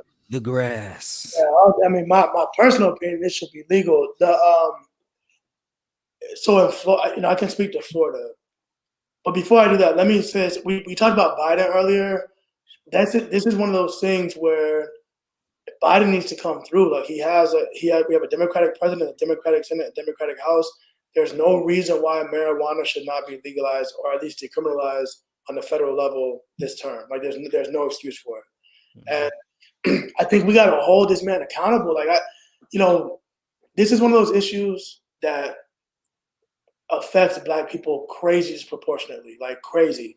I'm gonna give you a real quick example. I handle a lot of criminal cases in Florida, right? True story. I have two of my clients were pulled over. Two cousins were pulled over driving by Florida Highway Patrol, and they had a quarter pound or half pound, something like that. Nothing crazy major, but in the trunk, right? In Florida, we're very, just like Texas. We're not open carry like Texas, but and Louisiana we have pretty gun friendly laws. You can carry guns, you can have guns in the car, stuff like that. My two clients were not convicted felons. They legally had, one of them had a gun. The driver had a gun. It was in the back. It wasn't like illegally possessed or anything like that. So the cop arrests him for possession of weed and the gun. The gun wasn't illegal, but he still charged him with illegally. He charged him with possessing a firearm while trying to commit a felony or some stupid stuff. The state attorney though here, which is I think they might have district attorneys in Texas or Louisiana, but the state attorney here, I finally got the case reduced to a misdemeanor, but it should have been dropped. This is crazy. Where I told the state, look, this man got a half pound, quarter pound, whatever he had of weed, when literally across the street is a dispensary where they sell weed. And you telling me because my client license that costs $100,000 to obtain from the state to dispense weed, he's not going to jail for having. Come on, man. It comes back to money, and I'm going to talk about that in a second, but about the black and white issue, right? I deal with, the state attorney's office here has one black state attorney. So there's probably 30, 40 attorneys there. They're all white. And so the thing with white people, no one likes to be called racist. We don't deal with that issue because we just don't, you call us racist, we keep it moving. The word don't affect us, but you call a white person racist, they take real offense to it. And so when I talk to these people about race, it's crazy how I'll say hey, look, you offering me that because you see him, and my clients got locks and I don't know what they call them in Louisiana, but down here we call them pineapples or doo-doos and locks that kind of stick straight up. One of my clients got, he got his palm trees and everything. And I said, you're saying this because of the way he looks. You think because he had weed and a gun and he got locks, he need to be in jail somewhere. And the prosecutor I'm talking about, I don't think she's inherent. I don't think she's racist. I don't think she wakes up fuck black people. You know what I'm saying? But I'm you have to understand your bias. You see this dude with weed and a gun and you think gangbanger, dope boy, or something like that. We got a lot of white people in Florida, a lot of country white folks who love their weed. You feel me? You go in the dispensaries, I go in there all the time. I don't see nobody who look like us in the dispensaries. There's white people in there. And they love their guns. They got big guns. They go hunting. They go fishing. I don't hunt. I fish all the time. And these white boys got big guns. they smoke good weed, you know. But if they get pulled over with the weed and the guns, it's like, oh, Billy Joe was going hunting. He just had a little joint with him. Jamal's a dope boy. So it's crazy how the state will look at the same factual situation, a half pound of weed, gun, but he's a gangbanger and he's a hunter. He's a hunter. So that's one conversation. Now my next conversation is this idea of the process of decriminalizing. I think I don't remember if we talked about this earlier, but I thought about it when we were answering one question. I forget what it was. I think, when you were saying, millionaires moving out the hood and not giving back. So I think recently in this past election, what's that girl name? Angela Rye. What's her name? I think that was it, Angela Rye, right? The light-skinned girl, the light-skinned lady? Yeah. Yeah, Angela Rye. She got involved with some of this politics, right? And she started bringing in these rappers and stuff like that, which is all good. Like I've been saying for years that should happen. Problem is, and I'm not knocking her at all because I think the work is needed, but it seems like you only came through when the money comes through. Like you're working, you're getting paid to be this political consultant. Like, let's not get it twisted. I respect the hustle, but you're only doing it now because you're getting paid. Oh, that's what she is. If just black entertainers outside of the NBA, I love how the NBA is getting more involved, the NFL is getting more involved with politics. But if all of them folks right now just say, "Hey, Joe, guess what? Black people get disproportionately arrested for weed. You got 100 days to decriminalize it, or we ain't supporting you at all this next go around." Guess what Joe gonna do? Joe gonna get that thing moving. But we don't pay attention to these things until 2023 comes, and here comes Donald Trump trying to run again. We're gonna be like, "Oh no, not Trump," and we focus on Trump and Biden and all this other dumb shit. When meanwhile we still going to jail for weed. So it's like we have to right now step on Joe's neck and say, "Joe, what's up, bro? Like you done told us if we get you in here, you're gonna look out. Now decriminalize the weed." That's one of the biggest things affecting us. That weed, the weed thing, man. Like we go to jail for this shit every day. So now we have to push them to decriminalize it. It should be pushed. So and again, that's my comment on that. Somebody has to step up. I don't know where Angela went, but she need to come back and legalize the good ganja. The medicinal part of it. This is my last thing I'm gonna say. This medicinal part of it comes down to the money that I was talking about, because when the state of Florida opened up dispensaries, what they do, to have a card here, you have to pay the state $75 a year for the card. So obviously that's a whole bunch of money, but that's not even where they make the most of their money. They charge $100,000 base price for licenses for dispensaries. There's a number of them. So if I if I get one for 100 bands and you want one, I'm gonna sell it to you for $2 million. And the money is crazy. The state, obviously they're paying taxes and all that. So of course the state is cool. I think it'll be guys when the people who making money off the prisons get their hand into the marijuana money, because it's like they gotta make it's like, look, if the prison ain't gonna be full, shit, you fucking up my money. Yes. So if I can get my money into the dispensary, into the weed game, cool. They can smoke that weed. It's cool now. You know what I'm saying? And I think that's what's gonna happen. Once those folks can get their investments into the weed game, they'll be fine with us smoking weed in Florida.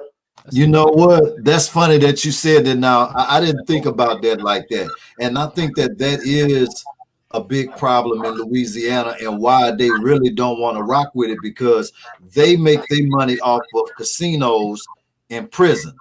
Right. And I think that when they figure out, because right now the more they making 300, and I know back then I know it was like $345 off per person in prison a day.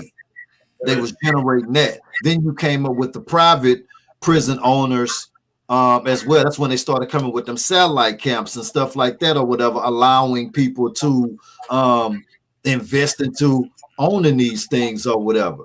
So I think that you're absolutely right about that. When they can figure out a way to make money to balance out that bread that they was making with keeping the prisons full with you know, in course, keeping people in for riding them out for any little thing, a joint. You know what I'm saying? I think you're right about that, but I didn't think about that like that, man. That's what the problem is. That makes a whole lot of sense. They those contracts are crazy, man. The state, the private prison signs a contract with the state. It's a big problem in Louisiana, like you said. And I want to say in Louisiana, guys, this was like law school when I was doing some research on this, but I want to say it was Louisiana, where the contracts for the private prisons has a minimum capacity in the contract. Like it literally says, you know, such and such prison must be kept at 96% capacity. So then you have the state too that's like, damn, if we default on this contract, we gotta pay them. Now, who signed that contract in the beginning? It's crazy to say like I'm gonna sign a contract.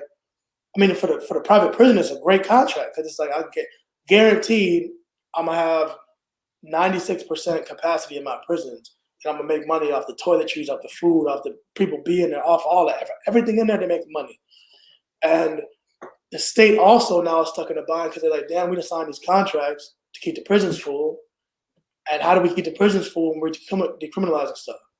You know, think about this too. I'm not sure if y'all know this. I only know it because I work, you know, I handle criminal cases. You know, police departments get funded by the city, which is usually not nearly enough to fund them, right? You have like the local taxes that pay the police departments. Then you have federal grants. Then you have basically reward money, which is crazy. Like the federal government will hand over money based on how many arrests you make, how many search warrants you serve, how many raids you all Come that. on, man. Are you serious? The quotas. So what they'll do is they'll say, hey, we're gonna give you $50,000 for new tactical equipment, but you have to use it this many times. You know, or you have to do this many arrests. You have to seize this many pounds of marijuana for you to retain the contract next year to get the money next year. Excuse me. And it's public knowledge, but it's not reported, you know? So people don't realize that. And people don't think of like, people don't care. Just like people don't really care for like a criminal defense lawyer until you need one. You know what I'm saying? Not people like us, because we know it can be tonight when I'm driving home that I need one. You know what I'm saying? But for people that don't look like us, they're like, well, just don't get in trouble. You won't be in prison. It's like, nah. I wish I had that privilege, you know what I'm saying? And just say like, well, if I don't commit a crime, I won't go to jail. It don't work like that for us, you know? And it could be just a joint that turns into probation that I end up going to prison for because I was driving in a certain side of town and looked a certain way, you know? So let me ask you this. So does that tie into, you know, because I call them public pretenders. You know, you go in and, you know, with this 3-strike law, you know, because it's different in different places. Okay, in Texas, you know, you get the what they call it. I know it got up to one time 4 for 1, 4 days for 1 day that you do or something like that. I'm just saying, like, you know, to me, it just seems like, you know, public pretenders are working with. How do you know that you could trust, you know, a public pretender? Because it seemed like they are all working together. I just think that it's a bunch of wheeling and dealing that's going on, really and truly. Because if I come in there with you, it's going to be a different type of vibe because you outside of the crew who play golf together and go eat at the judge house and hang out with the judge or whatever. And then, but if I go with, you know, this other guy who rolls with them, it seems you tend to get better results. right. Why is that? So I'm how do I say this? So I always tell people, like, when somebody calls me right now and says, hey man, I got arrested, I got this case, right? I'm gonna go over the case with them. And I'm always honest with people about what I think I can do. And then I always say, like, hey man, you know, whatever my fee is, I say, hey, look, you know, you might want to talk to the public defender and see how you feel about them. And I really mean that. Like, the same way you'll meet somebody, whether you hooping or whether you in Walmart or whether you at the club, like you feel somebody out. And you might feel like, man, this man bullshit me, or you might feel like, damn, yo, let me get your car so I can holler at you or whatever. I think that's the biggest thing, like getting a feeling of trust. And there are a lot of lawyers. I worked in the public defender's office for 3 years, and there are good lawyers there. Like there are good lawyers who come in there like that's what they want to do. Then there are lawyers that don't know what they're doing and they couldn't get a job anywhere else. You know what I'm saying? There's also lawyers that are literally here and they applying for a different job every day. You know what I'm saying? And there's lawyers that this is more so at the state. You get a lot of lawyers that become state attorneys and then leave to become defense lawyers, and they still friends. Those are the ones that you're probably talking about as far as like being friends, because they really vibe with these people.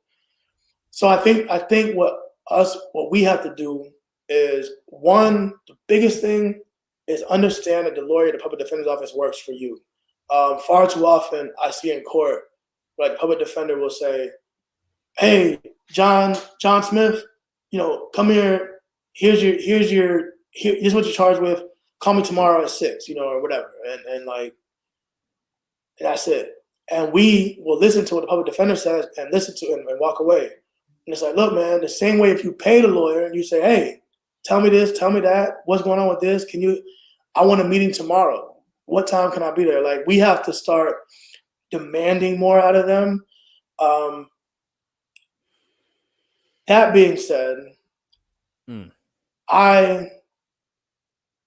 every lawyer has a different model, right?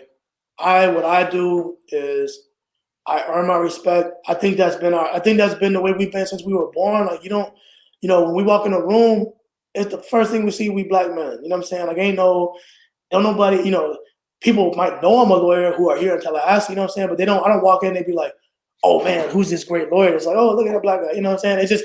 It's natural, that's what it is. And I had to come in here and I went to trial left and right, walking people. And, one of the benefits I have as a lawyer is my clients who look like me can vibe with me. They finally meet me and they're like, man, bro, let me tell you, bro, that cracker pulled me because I was black, bro. Like, he just, and they can't really say that to somebody who don't look like them, and they can vibe with me and they feel comfortable. Just feeling comfortable in the courtroom, man, it changes everything. Because if you're sitting there and you're like shaking and the judge talking to you and you don't trust this person next to you and you're scared about the prosecutor because they talking about, if he don't take the plea today, I'm revoking it and he's going to prison, and you're like, oh shit, I don't know who to trust. Just having that feeling in your stomach like, bro, Matt said we're going to be good, so whatever y'all talking about, we good, bro. That's fine. No, I'm thinking. Man. I got a question for Matt. I don't mean to get off subject. He mentioned something, and I had this talk with a lot of my friends who have dreadlocks, and I got friends that got master's degrees. Dreadlocks been pulled over by cop stereotype. Now, when you go in a courtroom, because you have long hair just like me. That's like me. I work in state politics. I'm always going into a press conference, the only black guy. Well, but if there is another black guy, he's usually got short hair, just never like long locks and stuff. So, sometimes you feel a little uncomfortable, and I feel like there's stereotypes just placed upon you. So do you experience the same thing? Like when you go into a courtroom, do you feel like some judges might not take you as serious? So yes, it can start off that way. But here's the thing: like I've been doing it long enough now to where you can never be arrogant in this job, especially with jury trials, because the jury's always 50-50. You know what I'm saying? The jury, if you can't get a jury to believe what you're telling them, you're done. So you can be as arrogant as you want, and you're gonna look crazy. Your client's gonna be hurt. Mm-hmm. But I've been doing it long enough that I'm confident enough that that's one of the first things they're gonna notice. Like, when I walk in, I'm gonna get those looks. Like, especially on a jury day, on a trial day, there's 80 people in the courtroom, and I walk in with my client. usually I'm in there already, like especially my clients in custody because they can't see the client like walking in chains. So I'm in there with my client. Say the attorney's at the other table. Usually it's me, my client who look like me.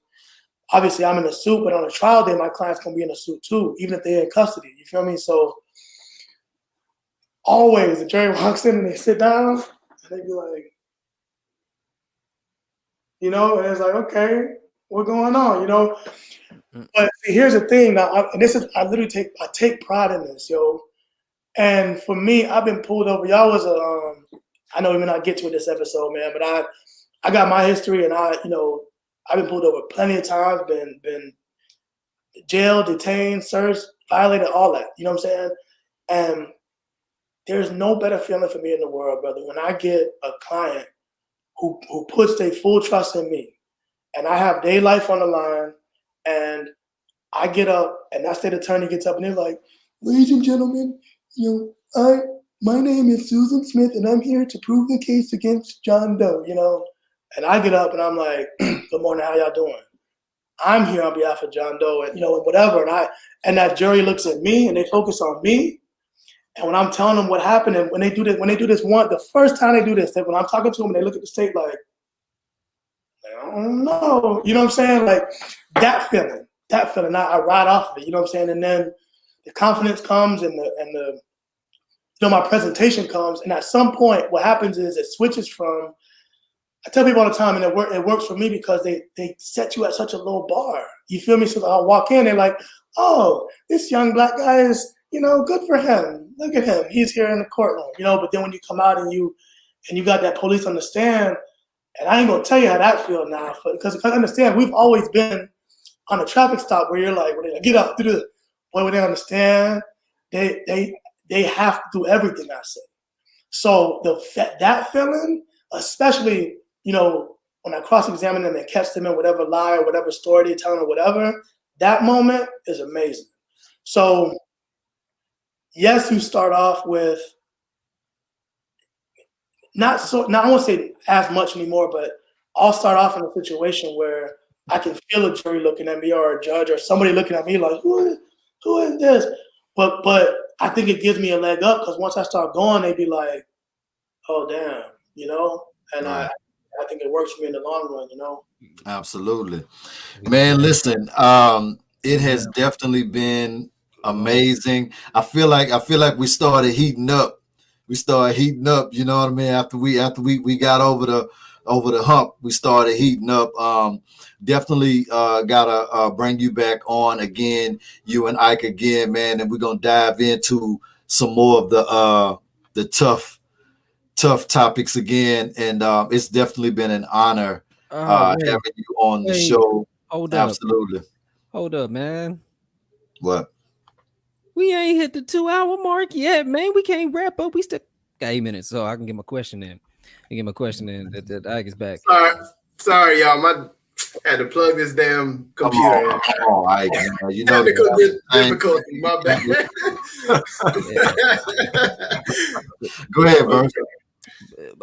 The question I had, because it was a lot to digest with what Matt was saying. One thing it ringed my big ears is that people need to hold these politicians who give us the bullshit and hold them accountable, right? Hold all of these people that are actually supposed to be representing us and being the speakers for us accountable, right?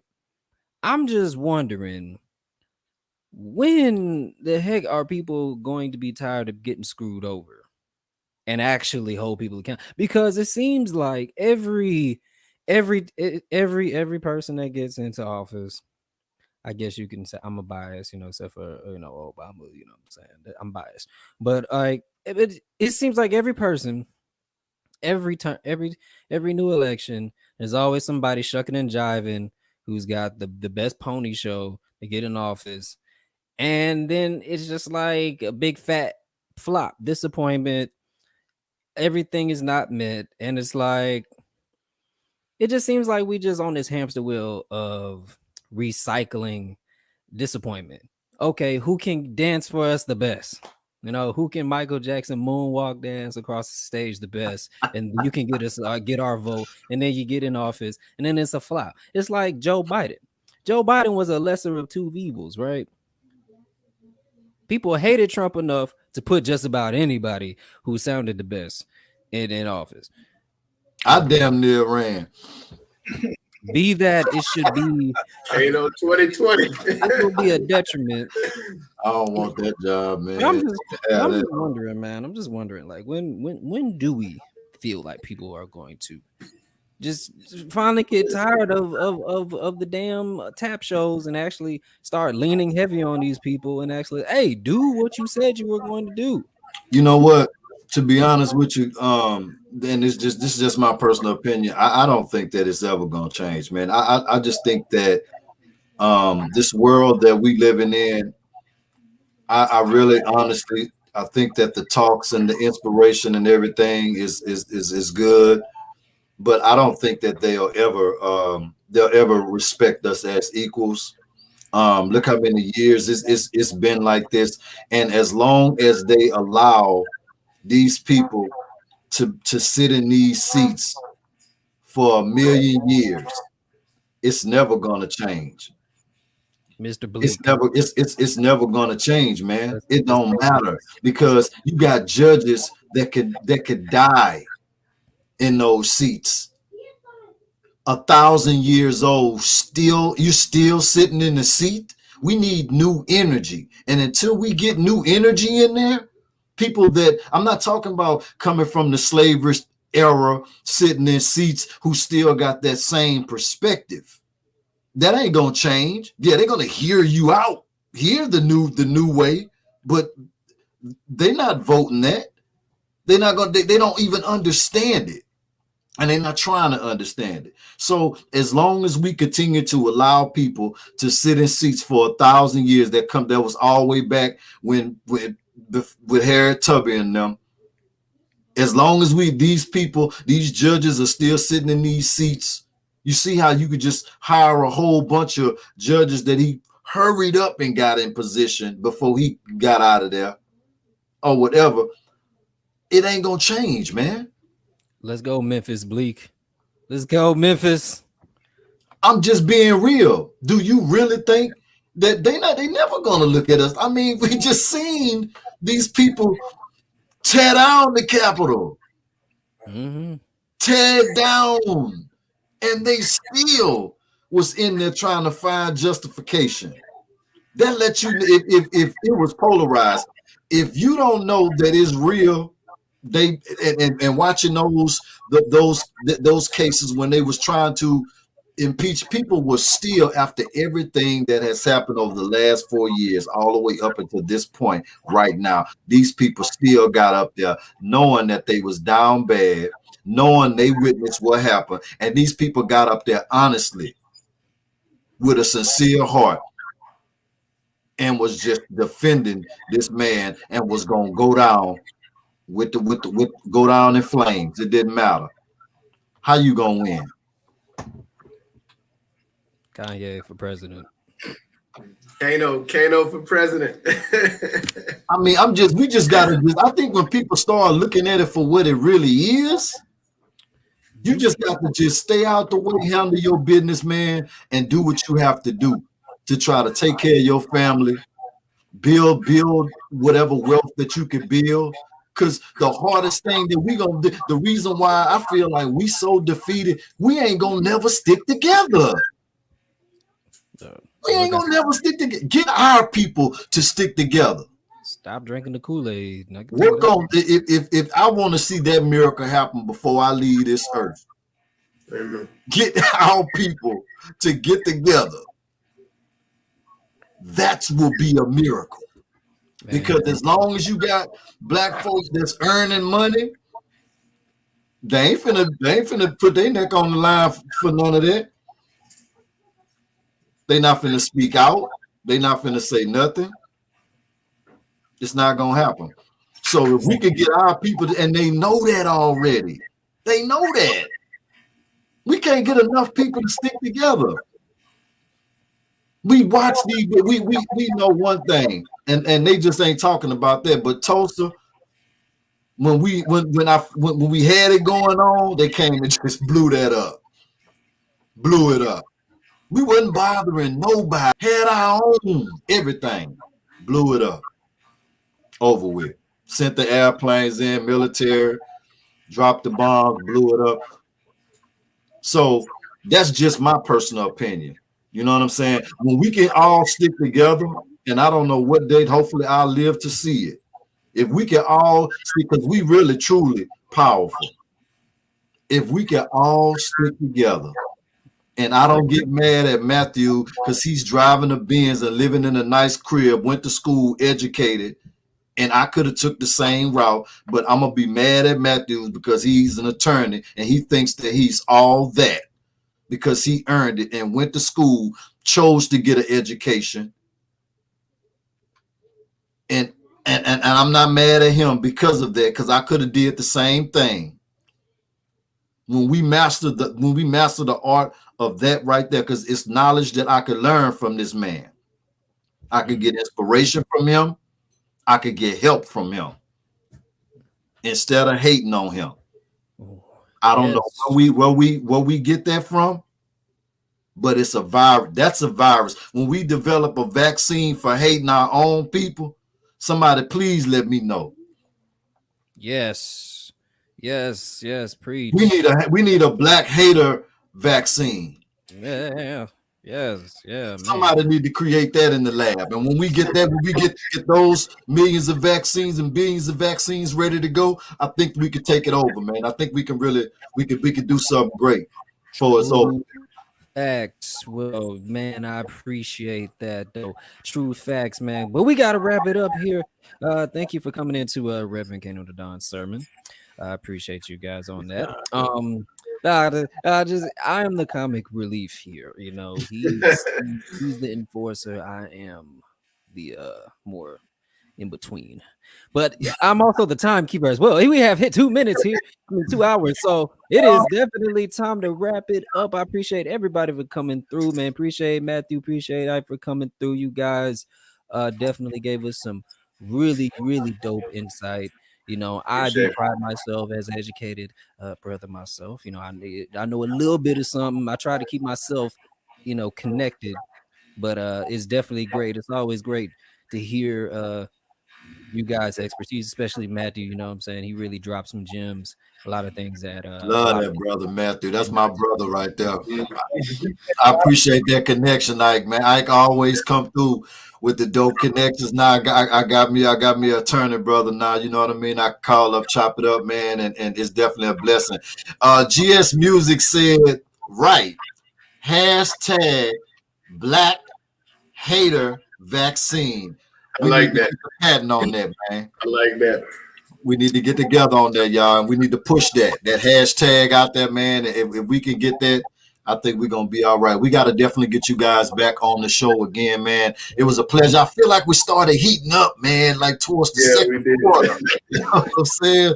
But I really, really appreciate y'all, man. It's definitely a blessing to be able to chop it up with y'all brothers, man, and we can put our intellect out there. Shout out to everybody that was on the live. I want to shout out everybody who actually rolled with us these 2 hours, man. We appreciate all that love and support. Shout out to Sunshine, GS Music. Shout out to Be Sexy. Shout out to Vibe Show Casper. Shout out to Jack PR. Shout out to Roman Stewart. Shout out to the Ignited Teacher. Celebrity. Nicer. Celebrity. And shout out to everybody else who showed our special guests so much love and joined us on the show. We will be back at y'all again every Tuesday. You guys can tune in. If you are new to the channel, please hit that subscribe button. Turn on those notifications. We got more explosive episodes coming up. We're trying to enlighten people, man, with our gems that we can offer, man.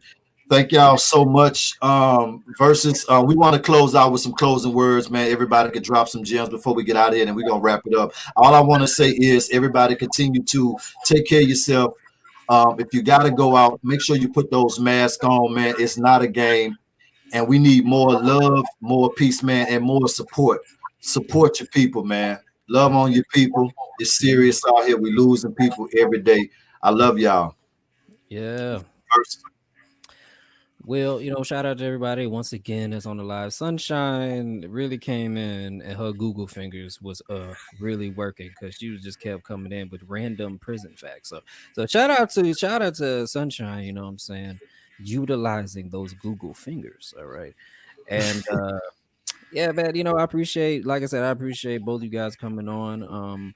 Yeah, man, everybody wear your mask, be safe, and let's get more unity, less division. Who cares who's dark and who's light? Let's stop this bullshit, okay? Let's stop the light skin, dark skin stuff. That's stupid. Let's stop all of the who. Let's enrich our community, man. Let's uplift us all, man, because we're all black at the same time. At the end of the day, right? It don't matter what of the spectrum you on, but that's what makes it so magical, man. Because we come in all different kinds of shades, man. But we still all brown, melanated, freaking people that need to stick together because that's all we got. We're all we got, literally. That's all because 55% of white women voted for Trump. I'm just saying that happened. All right. They don't,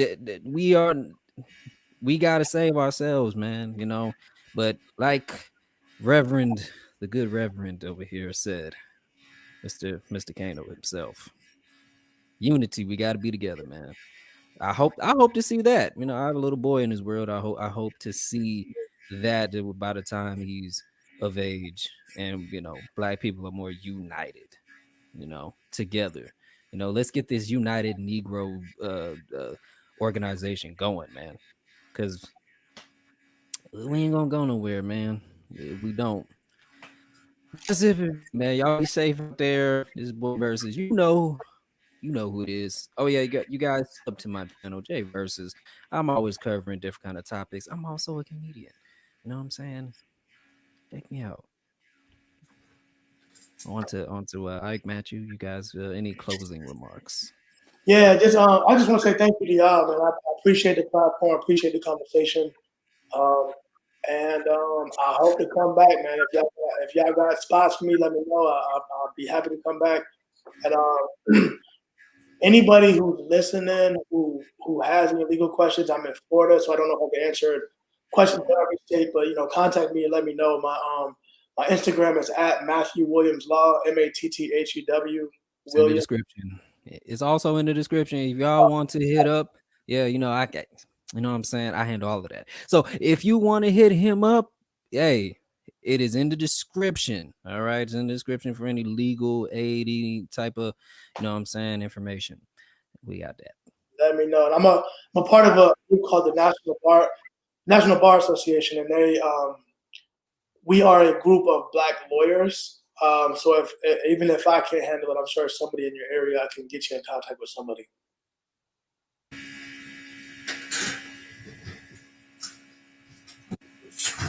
So, all right, closing remarks.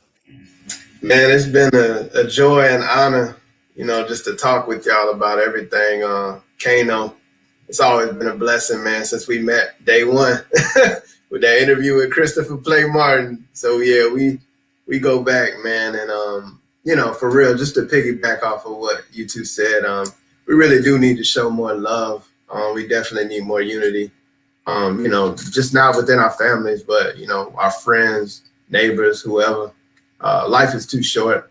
During this pandemic, a lot is happening, and I just think we need to connect with each other more, and especially with Black folks, we don't really have the resources.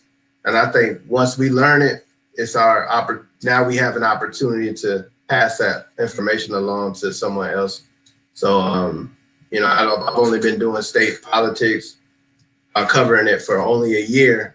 And I've learned so much in that year, and I try to pass it along to the next Black man because it has truly helped me out too. So I look forward to more productive conversations, among Black brothers like yourself, so thanks for having me. My Twitter is Issac Morgan, Ike_Morgan. I'm trying to get better at promoting that. And my Instagram is the same thing, Ike_Morgan. So and I, we definitely have a lot more in store. So you'll be hearing from us. Oh yeah. Take us out, Verse. Take us out. Oh yeah, you already know what it is, man. Y'all be safe, and hey, stay out of trouble, wear your mask, and be thoughtful, be kind, and hey man, we will see you here next Tuesday. Y'all be safe. We out. Love y'all, brothers, man.